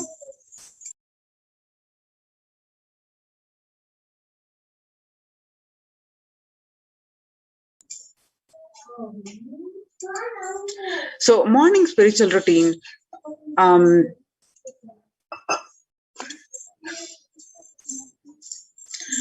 A morning spiritual routine. If you just follow this morning 5 hours enough, you will have Shakti, the all Shaktis manifesting in you, because all the obstacles for manifesting Shaktis, the tiredness, boredom, pitta, fatigue, everything will be churned out in that morning 5 hours. The morning puja is the most powerful mandala process, the Shakti Pata, melting your being, and then sitting and listening to the sacred truths. Constantly inspiring, engaging, alive, awakening. Just this morning 5 hours, if you can bring integrity and authenticity, all the obstacle stopping you from power manifestation will disappear. You can perform and all the spiritual practices by yourself, like the morning yoga, Nitya Puja, but there will always be the risk of losing your initial inspiration and excitement after a few days or after a few weeks. Living the enlightenment ecosystem, even if your boredom or tiredness try to pull you down, the Sangha will support you, help you by giving the wake-up call and supporting you to complete your incompletions. In Sanatana Hindu Dharma, we had at least 10,000 sampradayas, religion, spiritual traditions, keeping this enlightenment science alive. Each Hindu sampradaya is a spiritual ecosystem created for keeping enlightenment science alive.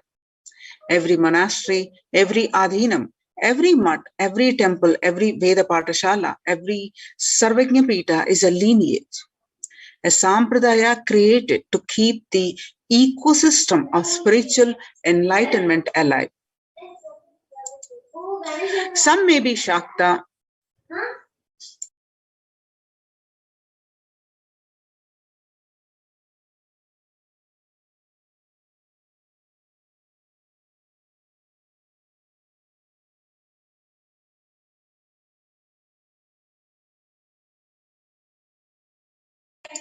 some may be Shakta, some may be Yoga, some may be Vedanta, some may be Tantra, some may be Shakta Vedanta, some may be Shaiva Tantra, some may be Yoga Vedanta, some may be Yoga Shaiva, some may be Vaidika Shaiva, all kinds of permutation and combination.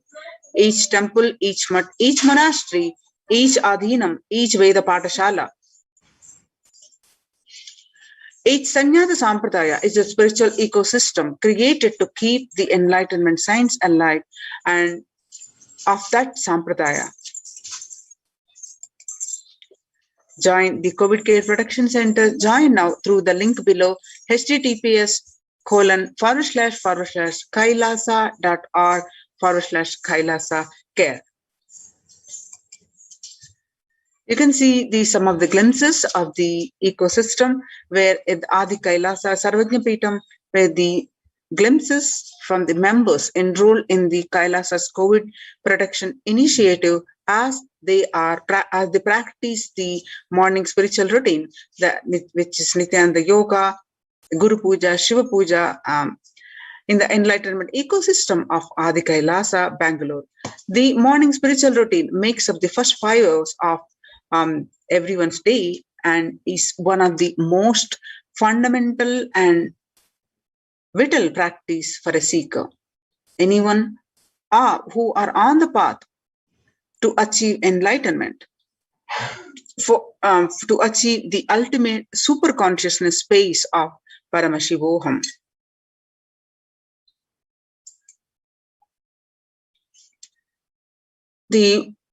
You can see more glimpses from the spiritual ecosystem,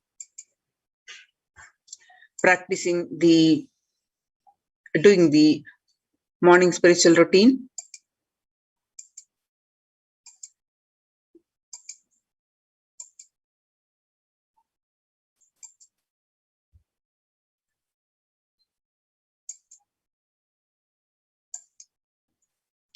Join the Kailasa's COVID Care Protection Centers are registered now through the link below, https://kailasa.org/kailasa care.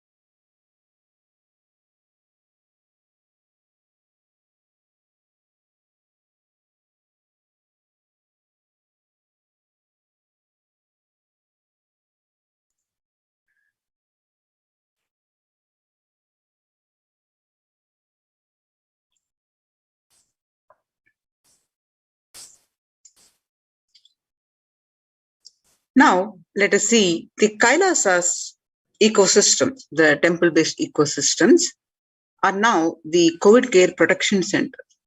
These Kailasas multi-layered quarantine, they are all multi-layered quarantine to protect each one for the highest measure. The micromanagement of safety measures have taken place, and they are now recognized by the United States and got published in their website ohchr.org. See, Kailasa's multi-layered quarantine opportunity is available for India during the COVID-19 as a practical solution resulting in health, joy, and bliss. So with the blessings of the Supreme Pontiff of Hinduism, let's understand in more detail.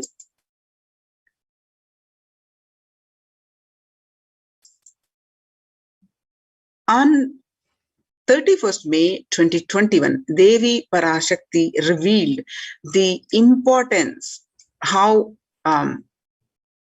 to join the COVID care protection centers and how the Krimi Bhojanam, that Krimi Bhojanam is eaten up by the worms, is going to happen. And Devi warned to all of us. So let us listen. This particular clip is in Tamil, and we are going to present after that in the translation of this clip.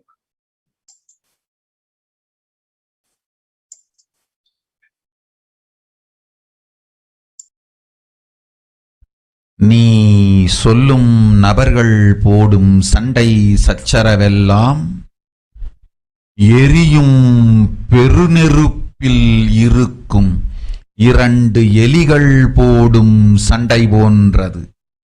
யார் சரி யார் தவறு என்பது இப்பொழுது முக்கியம் அல்ல. உயிர் காத்துக் கொள்ளுங்கள், எல்லோரும் நன்றாய் புரிந்து கொள்ளுங்கள். நன்மையைச் சொல்லுகின்றேன், உண்மையைச் சொல்லுகின்றேன். இந்திய நாட்டில் இருக்கும் மக்கள் எல்லோரும் கேளுங்கள். கருட புராணத்தில் வியாசன் சொன்ன கிருமி போஜனம் என்னும் நரகம் திறந்து நேரடியாய் இந்தியா மீது இடிபோல் விழுகின்றது. ஆதி கைலாசத்திற்கு ஓடிச் சென்று வருமுன் காத்துக் கொள்வது மட்டுமே ஒரே வழி. கொரோனா பெருந்தொற்று கொள்ளை நோய் கிருமி போஜனம் எனும் நரகத்தை பூமிக்கு கொண்டு வந்து விட்டது. அகோர தாண்டவத்தின் ஆட்டம் யாராலும் அடக்க முடியாத அளவிற்கு ஆரம்பித்து விட்டது. புதிதாய் உருக்கொண்டிருக்கும் இந்த நுண்ணுயிரி மைல்கள் கடந்தும் காற்றினில் உயிரோடு இருந்து மற்ற உயிர்களையும் அழித்து உடல்களை தின்னும் பெரும் வலிவு கொண்ட பேரசுரர்களாய் வலம் வரத் துவங்கி விடுகின்றது. நன்றாய் புரிந்து கொள்ளுங்கள். வருமுன் காத்துக் கொள்ளுங்கள், அது ஒன்றே வழி. அதற்காகவே ஆதி கைலாசத்தை திறந்து வைத்திருக்கின்றேன். உயிர் காத்துக் கொள்ள வேண்டி விரும்பும் எல்லோரும் ஓடுங்கள் ஆதி கைலாசத்திற்கு. இந்தியாவில்தான் இந்த நரகம் திறந்து உலகெங்கும் பரவப் போகின்றது. கிருமி போஜன நரகம் பூமிக்கு வந்துவிட்டது. மனிதர்கள் செய்த மகா கொடுமைகளினால். அன்னை முன்னின்று என் அடியவரை காப்பேன் சொல்வதை கேட்டு உயிர் காத்துக் கொள்ள விரும்புவோர் வருமுன் காப்பது ஒன்றே வழி என்று தெரிந்து செல்லுங்கள் ஆதி கையிலைக்கு. ஓம் ஓம் ஓம்.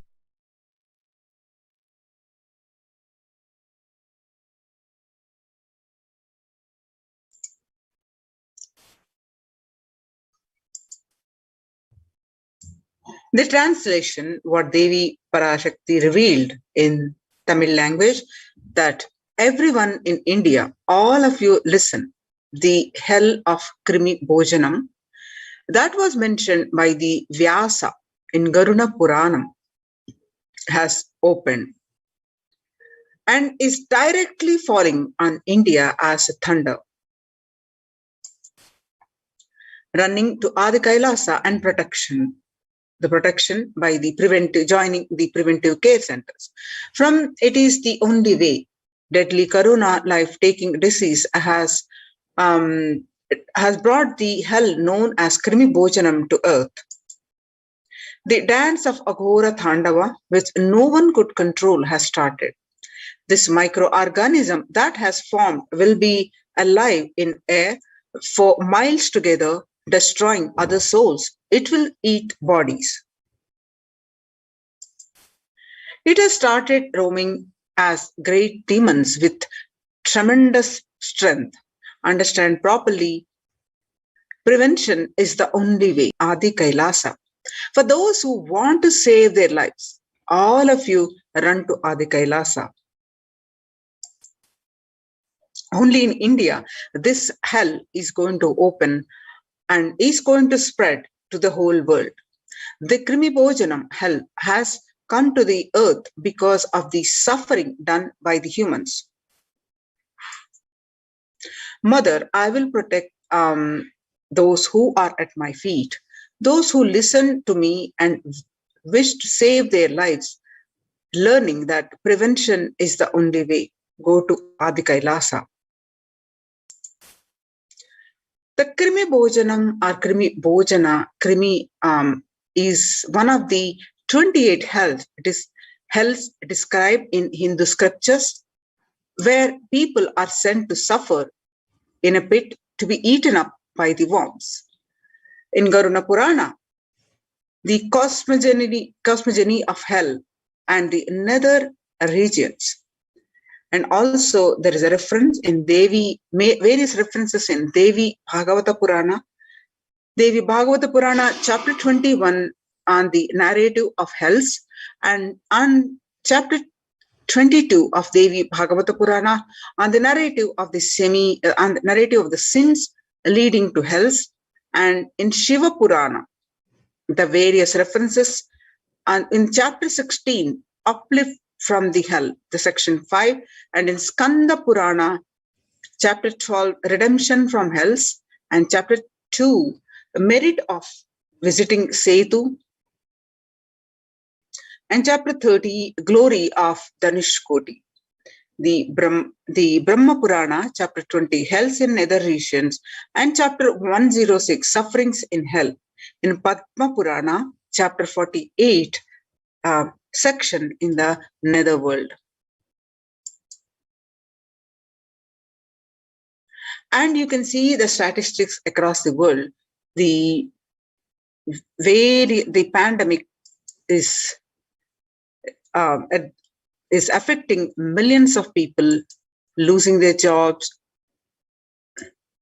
and increasing in anxiety, mental related disorders, and famine, insecurity. And on that, world's most infectious disease is airborne. Scientists say now, authorities think also that it is airborne. A quiet revolution has permeated global health crisis. Authorities have come to accept what many researchers have argued for over a year. The coronavirus can spread through the air. That new acceptance by the World Health Organization and the US Centers for Disease Control and Prevention comes with the concrete implications. Scientists are calling for ventilation systems to be overhauled by, like public water supplies were in 1800s after fetid pipes were found to harbor cholera. The cleaner indoor air won't just fight the pandemic. It will minimize the risk of catching flu and other respiratory infections that cost the US more than $50 billion a year. Researchers said in a study in the journal Science recently, avoiding these germs and their associated sickness and productivity losses would therefore offset the cost of upgrading ventilation and filtration in buildings. And the SARS-CoV-2 virus can travel on very small particles that disperse quickly outdoors, but can build up inside. Indoors, these particles can affect people who stay more than 6 feet away. And the hotspot of mass Americans have adopted may provide some COVID protection, but they do not render an unsafe situation safe. Though scientists have been discussing airborne transmission for months, it was only last week that the World Health Organization and CDE made this official. With the vaccine rollout still in its early days across the world, with the follow-up this belated admission with guidance that unvaccinated people can use to minimize their risk.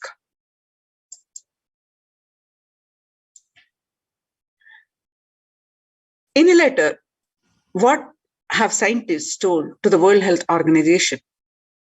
How does the disease pass from one person to another? The story so far is in recently on Monday, July 6th. On July 6th, 239 scientists from 32 countries put their signatures on an open letter that said COVID-19 is also transmitted via aerosols.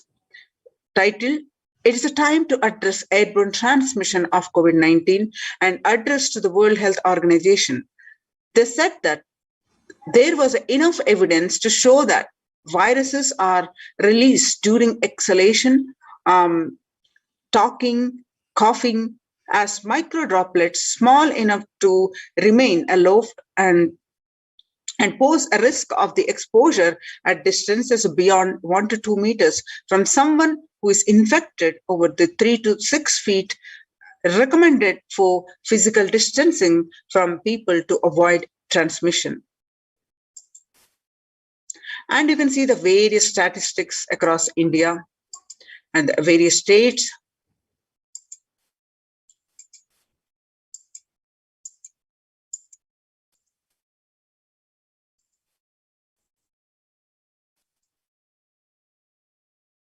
And you can see the district-wide confirmed cases and the health infrastructure.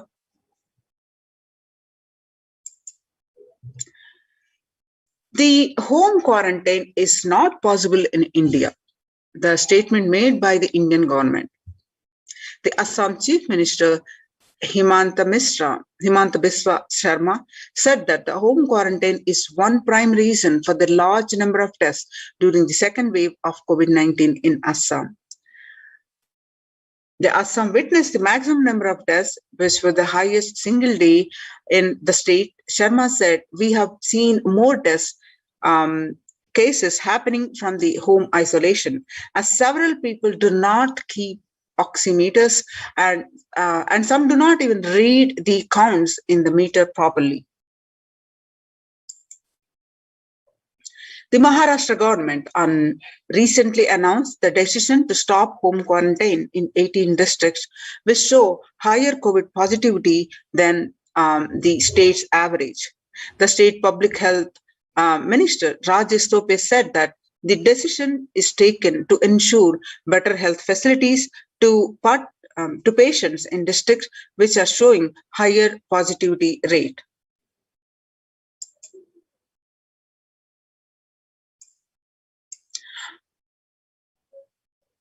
The Why on the Business Line published an article on why home quarantine is impossible for majority of the Indians.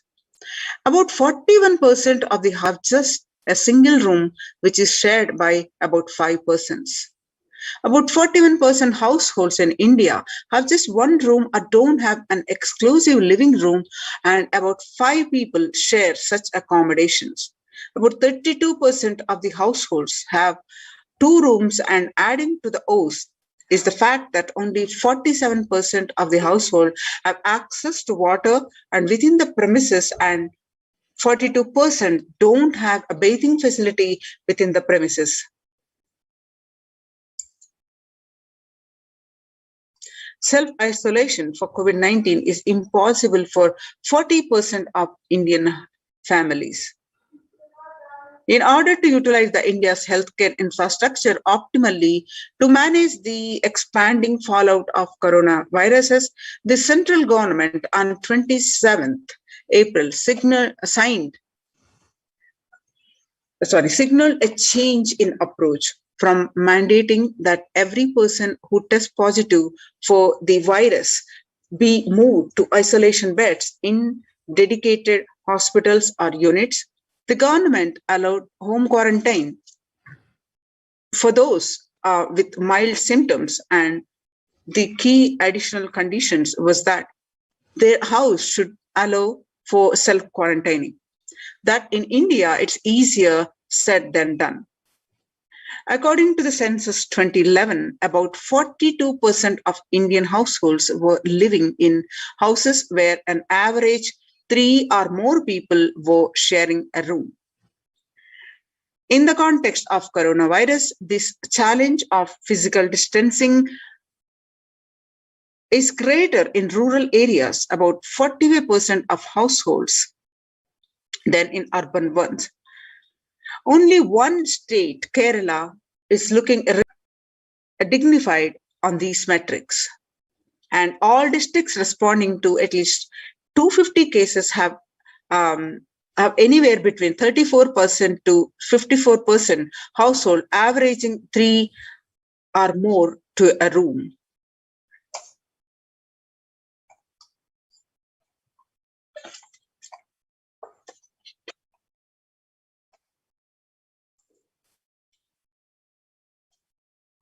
The COVID-19 crisis, where is the space for home quarantine in cities?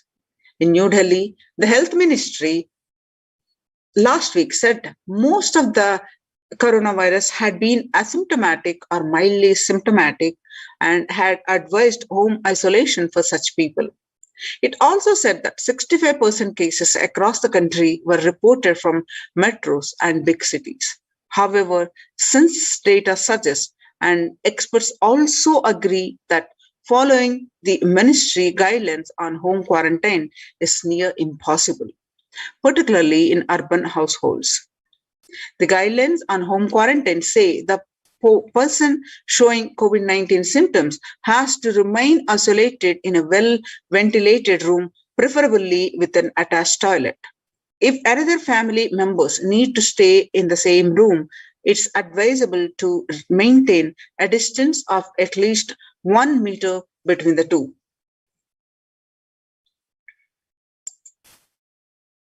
When the first world countries closed their borders during a massive global emergency, Kailasa has opened its door to all without exception.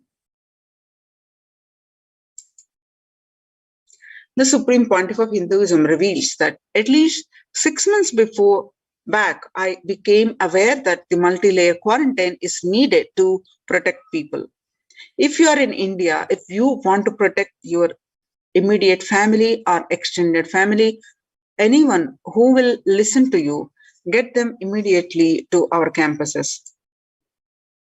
The various campuses, COVID care protection centers open across India are the Adi Kailasa in Bidadi, Bangalore, and Salem Adhinam in Tamil Nadu, Tirunamalai Adhinam in Tamil Nadu, and Rajapalam Adhinam in Tamil Nadu, Puduvai Adhinam, Pattanam Adhinam, Sirangapadi Adhinam, and all are in Tamil Nadu, and Sripuram Adhinam, Hyderabad, and Madurai Adhinam, Avatipalam, Huzur, all are in Tamil Nadu, and Baroda Adhinam in Gujarat. Kailasa rushes to help as India finds itself on the verge of COVID-19 third wave. Multiple free COVID care centers opened across India. The various social services offered during the pandemic in Nithyananda, the ecosystems across the India, the spiritual services offered during the pandemic, and the cosmic revelations about the pandemic.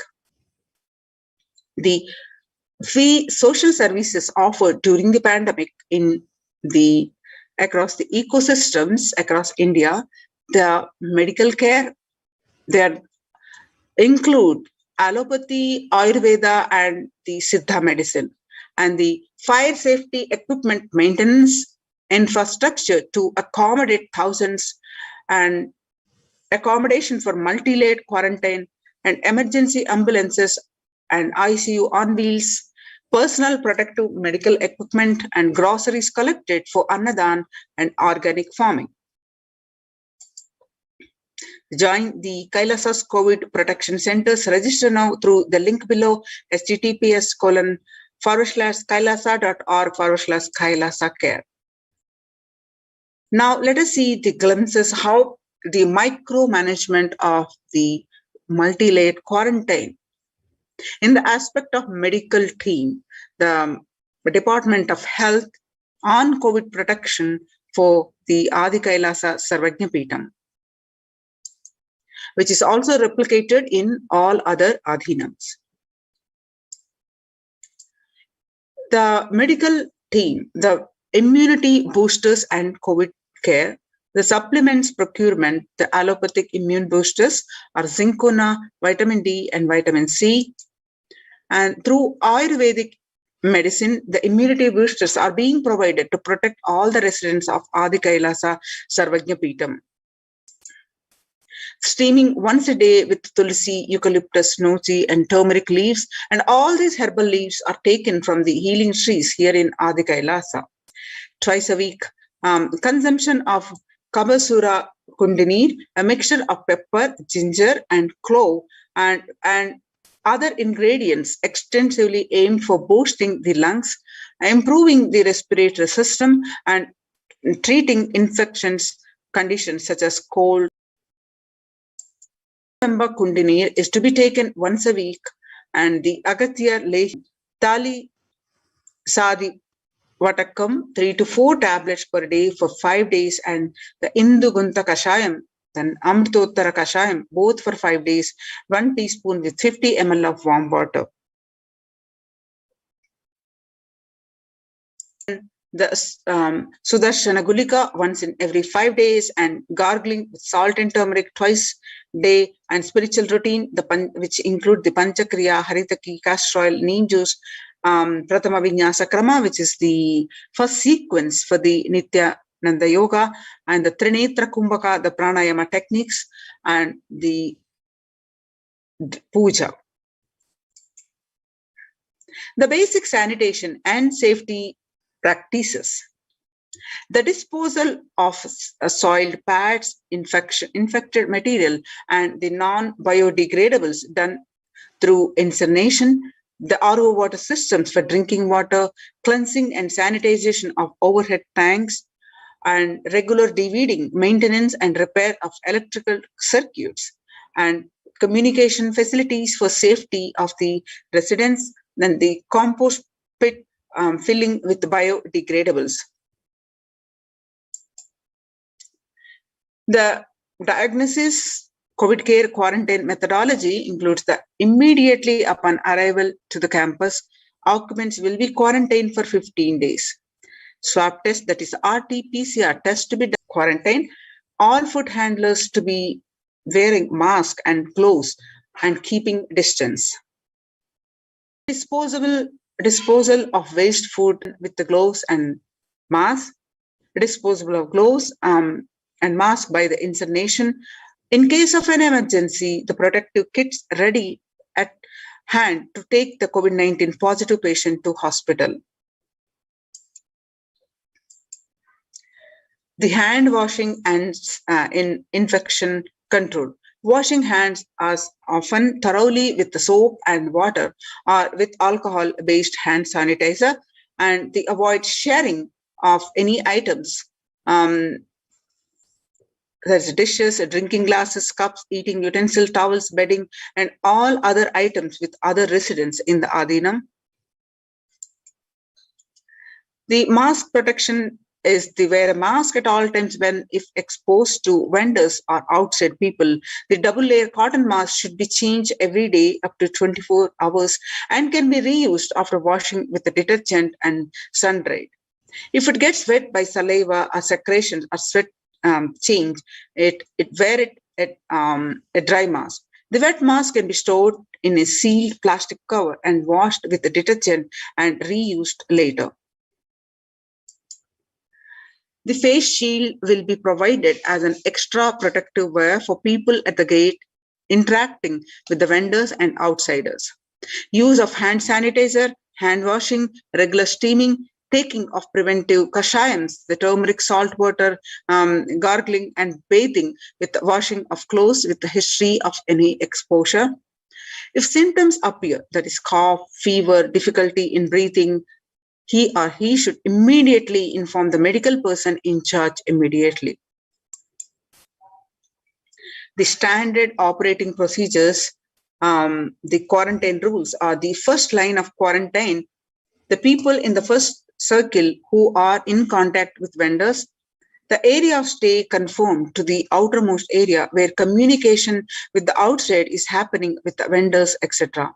Thus, stay in a well-ventilated single room, preferably with an attached separate toilet. And person should not be into contact with inmates of Adhinam, especially elderly people, pregnant women, children, and persons with comorbidity, that is, people who have hypertension, diabetics, heart problems, asthma, etc. Restrict his or her movement within the area or room, first line of quarantine. The delivery of packages, all parcels received at the gate to be sanitized, that is spraying with disinfectant. All deliveries will be contactless delivery, and wearing of face coverings and hand gloves are mandatory if contactless delivery is not as to the delivery to be left in a protected and isolated plane. The outer packaging of the items product will be disposed before it enters the Adhinam. Packages will be quarantined before being delivered. All the delivery bags, boxes, and containers will be thrown away after transferring the items to their respective places. The surfaces of the package will be cleaned with a simple disinfectant and left to dry. All hands handling the packaging will be thoroughly washed with soap and water and or antibacterial solution frequently. All mail and packaged product, non-perishable, will be left outside for 24 hours before using them. Disinfection with sodium hypochlorite, which is bleach or chlorine, will be used 1 teaspoon of bleaching powder in 3 cups, and alcohol at 70 to 90% will also be used for surface disinfection. Clothes to be washed separately with the detergent and dried. Sharing of items is strictly prohibited. This prevents the spread of the virus. The standard operating procedures, the warning signs include the fever continued for more than 5 days, fever returning in the second week after having been febrile for a day or 2, fever more than 101 Fahrenheit after day 4, and resting heart rate which is over 110 when there is no activity happening, the breathlessness, tightness in the chest. And oxygen saturation, which is less than 94% on the pulse oximeter, and 6-minute walk test record the saturation rate before and after walking briskly for 6 minutes. If the saturation falls, it is not favorable, and less than 94%, it is not good too. So relentless cough, continuous cough, and you can see the in-campus ambulance on wheels. The second line of quarantine, prevention is the best medicine. People who come in as newly will be given a separate room with the toilet facility. Under no circumstances will they exit the room. the designated quarantine person picks up the food, and after the person who served the food, it at a safe distance of 6 feet. The food will be placed outside the door. Monitor the temperature, pulse rate, and oxygen saturation levels once a day and more often if the person is symptomatic. We speak with the medical team. Take the paracetamol if the temperature is more than 99%, and ensure good hydration. Have a nutritious diet, steam inhalation twice daily, and salt and turmeric hot water gargling twice daily. And monitoring the quarantine, the Ayurvedic and Siddha medication will be given as per the instructions, and doctor will be contacted if there is a worsening of symptoms for specific management, which could be further consultation, investigations, and treatment. Residents will be asked to continue taking medications if they are on any blood pressure, sugar, or heart elements, etc. Doctors will be consulted if comorbid conditions pose a higher risk. Residents on medication will be asked to bring 2 months of supply till the Adhinam is able to organize the medications for them. Residents will be asked to take a long, deep breath, pranayama, lie in prone position on the tummy as much as possible so the lungs expand well. If there are symptoms, the person will come out of quarantine after a total of 15 days. The test will not be repeated if clinically well. If there are symptoms, the person will need to be retested and need a medical opinion and necessary investigations and treatment. The common symptoms which will be looked out for are fever, sore throat, fatigue, cough, mostly dry, wet cough in some cases, and body aches, headaches, and loose stools, vomiting, loss of sense of smell, loss of sense of taste, exhaustion, giddiness, fainting. The previous mentioned symptoms will be provided with the immediate evaluation and hospital care. Early detection of these warning signs and identifying the timeline is very crucial for better outcome. These will be monitored very closely and is the most important thing that needs to be done. Identifying day one of symptoms is very crucial in the management with respect to monitoring and treatment protocols. Day one would be when the very first symptom started.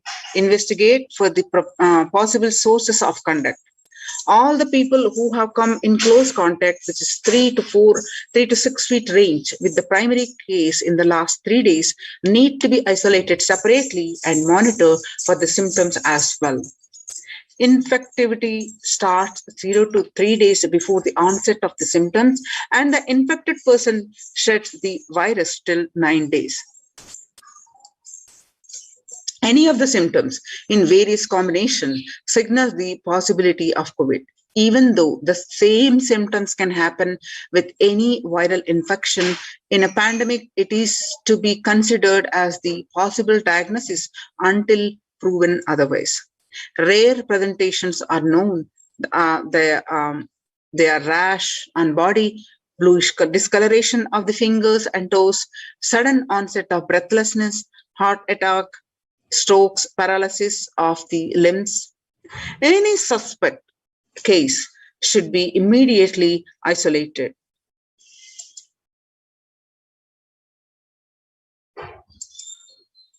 The RT-PCR test is to be asked for in symptomatic people immediately.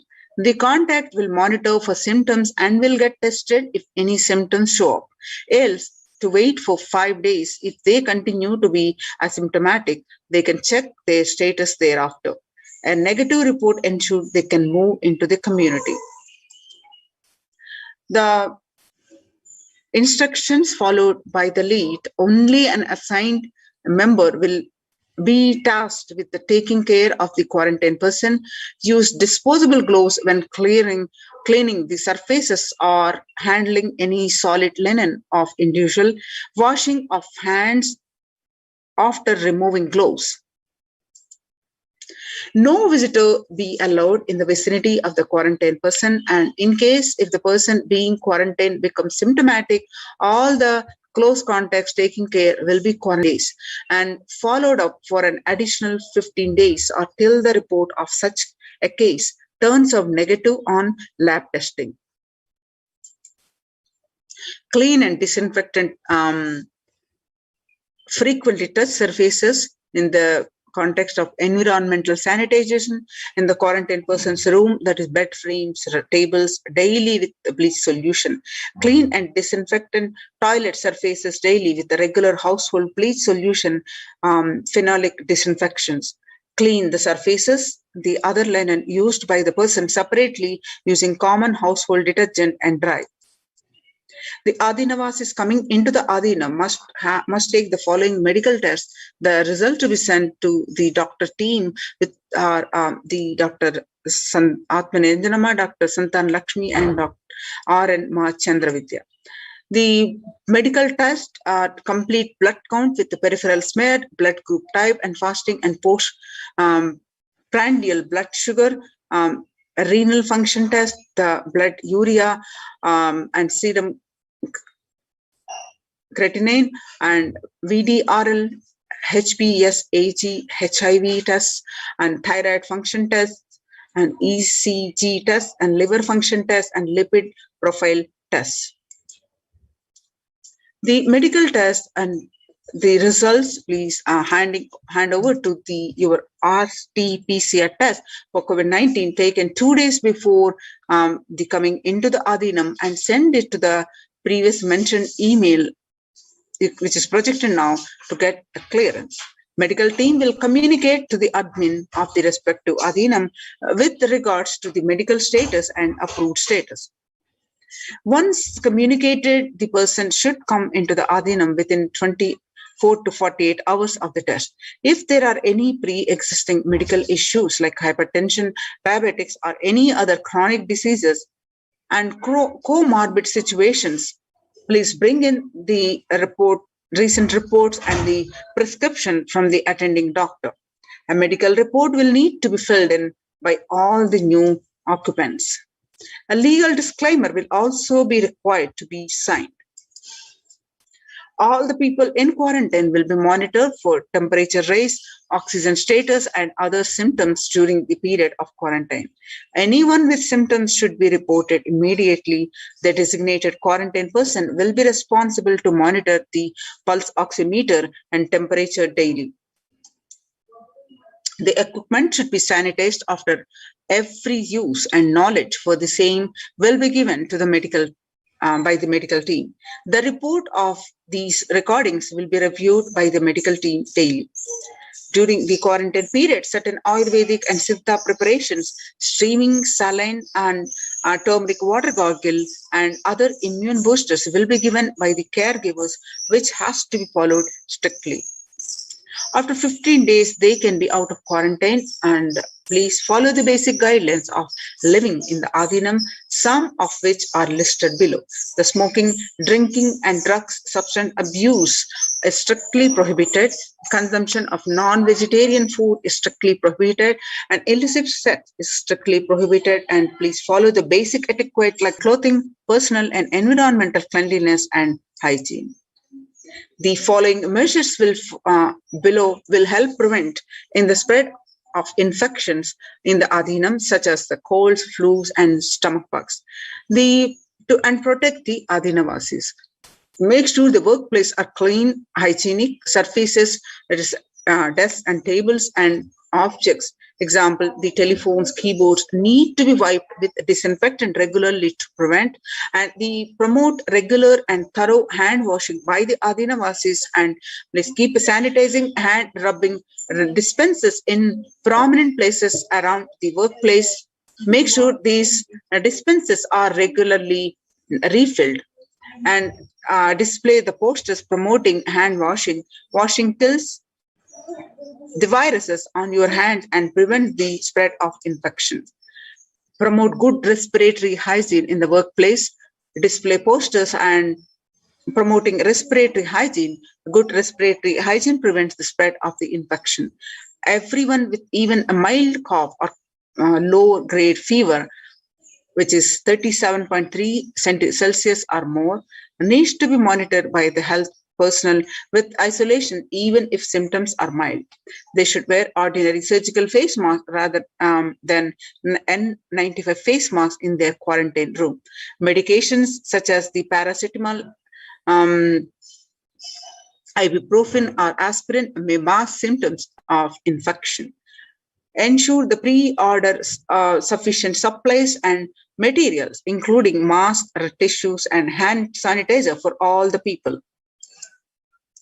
The travel precautions in case of emergency travel outside of the Adina must be discussed with the medical department. No one is to leave the premises without approval. The plan of action when someone is infected by the COVID-19 is the plan should cover putting the ill person in an area where they are isolated from others. Local health authorities will be notified and medical team have a working relationship with a good hospital for any medical emergency. Please note down emergency contact numbers of the hospitals where you may have to shift people to. All the medical team members and the admins will have it with them for immediate reference. You can see the oxymeters. Now join the COVID protection centers. Now we have seen how the micromanagement of the healthcare protection to give the protection to the participants of these COVID care protection centers. So join these COVID care protection centers. Register now through the link below, https://kailasa.org/Kailasa care.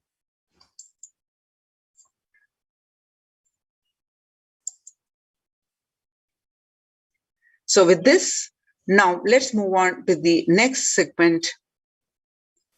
Let's welcome the Supreme Pontiff of Hinduism for the satsang. So please sit straight with your head, neck, and back straight. Inhale slowly and deeply. Exhale slowly, very slowly and deeply.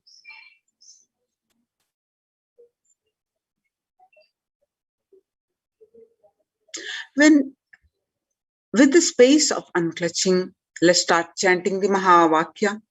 Om Nithyananda Paramashivoham. Om Nithyananda Paramashivoham. Continue to chant the Mahavakya and receive the Supreme Pontiff of Hinduism with the space of gratitude and a strong feeling connection for the satsang.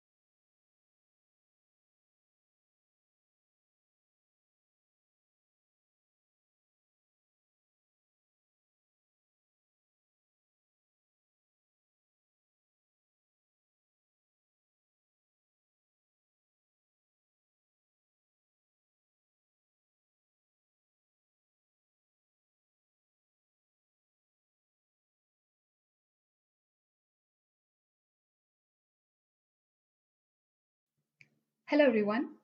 This is Nandini, and I'm from Seattle. I wanted to share my experience on why I follow Nithyananda. I've been volunteering at Nithyanandeshwara Hindu Temple, and I've been doing a lot of seva here. Back in India, usually only men are do the Abhishekam, Alankaram, and several other deity activities, whereas women are restricted only to certain things. Whereas here in Nithyanandeshwara Hindu Temple, people are allowed to do seva, irrespective of whether they are men or women. Anybody who gets Shiva Diksha is allowed to touch the deities, do abhishekam to them, and do alankaram to them, and enjoy that space. I've been doing a lot of activities like Suprabhadam, Abhishekam, and Palliyarai, a lot of other processes, and I've been feeling really blissful when I do it. So I would like to thank Swamiji for giving such a wonderful opportunity for me to take part in the temple activities and be so close to the deities. Thank you so much.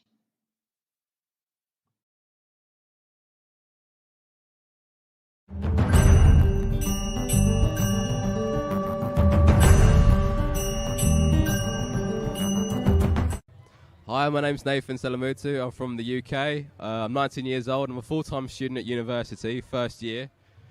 I've come here to Paramashivoham because my dad was talking about Nithyananda and was telling me all the things that he could do to people from around the world, no matter the age. And I wanted to witness it firsthand myself, and which I did the first day, which was absolutely amazing because I saw Mahayoga manifest 4 diamonds out of her mouth, which is crazy. The day after that, we saw doing the same thing, manifesting all the powers that have been taught from Swamiji. And after that, we started doing it ourselves. I was able to manifest some powers as well. I was able to body scan, read from the banyan leaf, read from the yantra, and I've been able to do it successfully.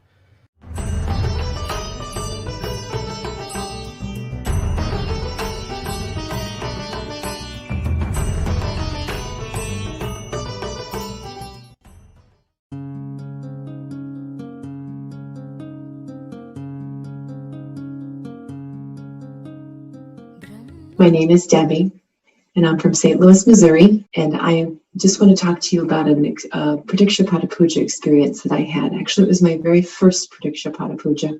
I was in Varanasi in October of 2015 for an Inner Awakening program, so I actually wasn't too far from Swamiji's feet during this puja. I just remember being really excited. Yay, I get to do my first Pradikshapata Puja. This is awesome. They give us all the puja items and get us ready, and we're sitting there, and Swamiji's sitting there on the chair. Ankles are crossed. You can see his feet. So then the puja starts. I'm thinking, I'm going to be in such a state of bliss, which I was. But the tears just started coming, and they just kept coming. And I was basically just sobbing during the puja, through most of the way, probably 3/4 of the way through the puja. I finally got myself together towards the end. Such a release. I mean, I had no idea that I would actually have that reaction while doing the puja. I had never experienced anything quite like it. And it wasn't tears of sadness at all. And it's just such a beautiful place to be, beautiful space. And hopefully you can someday enjoy that as well. There are many opportunities to do Pradikshapata Puja with Swamiji via two-way video conferencing, which is still very powerful, even though you may not be physically at his feet performing the puja. It's still a very, very strong space to be in. And that's what I want to share today. I just want to share that it's a powerful, powerful ritual, connecting with the divine in that space of gratitude. And I just hope that those of you who have not offered Pradikshapata Puja could actually experience that. Thank you very much for letting me share this. Nithyananda.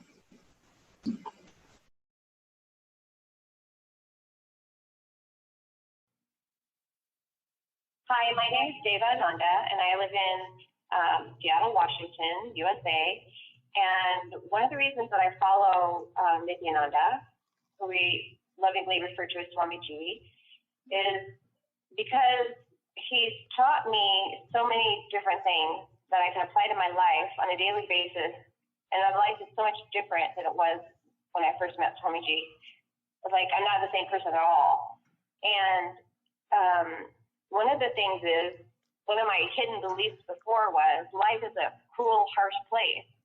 I really believe that because of different experiences I had growing up, and I thought you had to fight to get ahead. And anyway, after spending time with Swamiji, he reinforced what I had already learned, that we're not our body and we're not our mind, but we're a being having a spiritual experience in a body. And he also has taught us that we're divine, we're sparks of divinity. And to actually wrap your head around that, it takes some time. It took some time for me anyway, because I don't think I had really high feelings of myself. And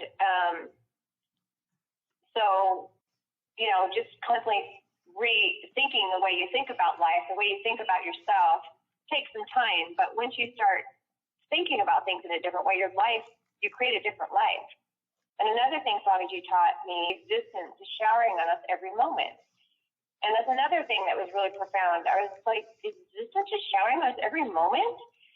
And I had to actually walk around and think about that for some time and start thinking about it every day and applying it in my life. And then when I started believing, you know, existence is showering on us every moment, then I started seeing different synchronicities and miracles in my life, because it's true. Existence is showing us every moment. But when we have limited beliefs that keep us in a lower frequency, that's the life we end up creating, a lower frequency life. But when we start embracing these higher cognitions that Swamiji, he's always like several steps ahead of us, but we have so much to learn, keep learning from him, then you create a different life. Thank you. Nithyananda. Hi, my name is Bharat. My wife is Kalpana. We are from Seattle, Washington. So one of the beautiful technique which Swamiji talked about, I mean, I'll tell you my exact feeling. We went in 2012. I went into one of the inner awakenings.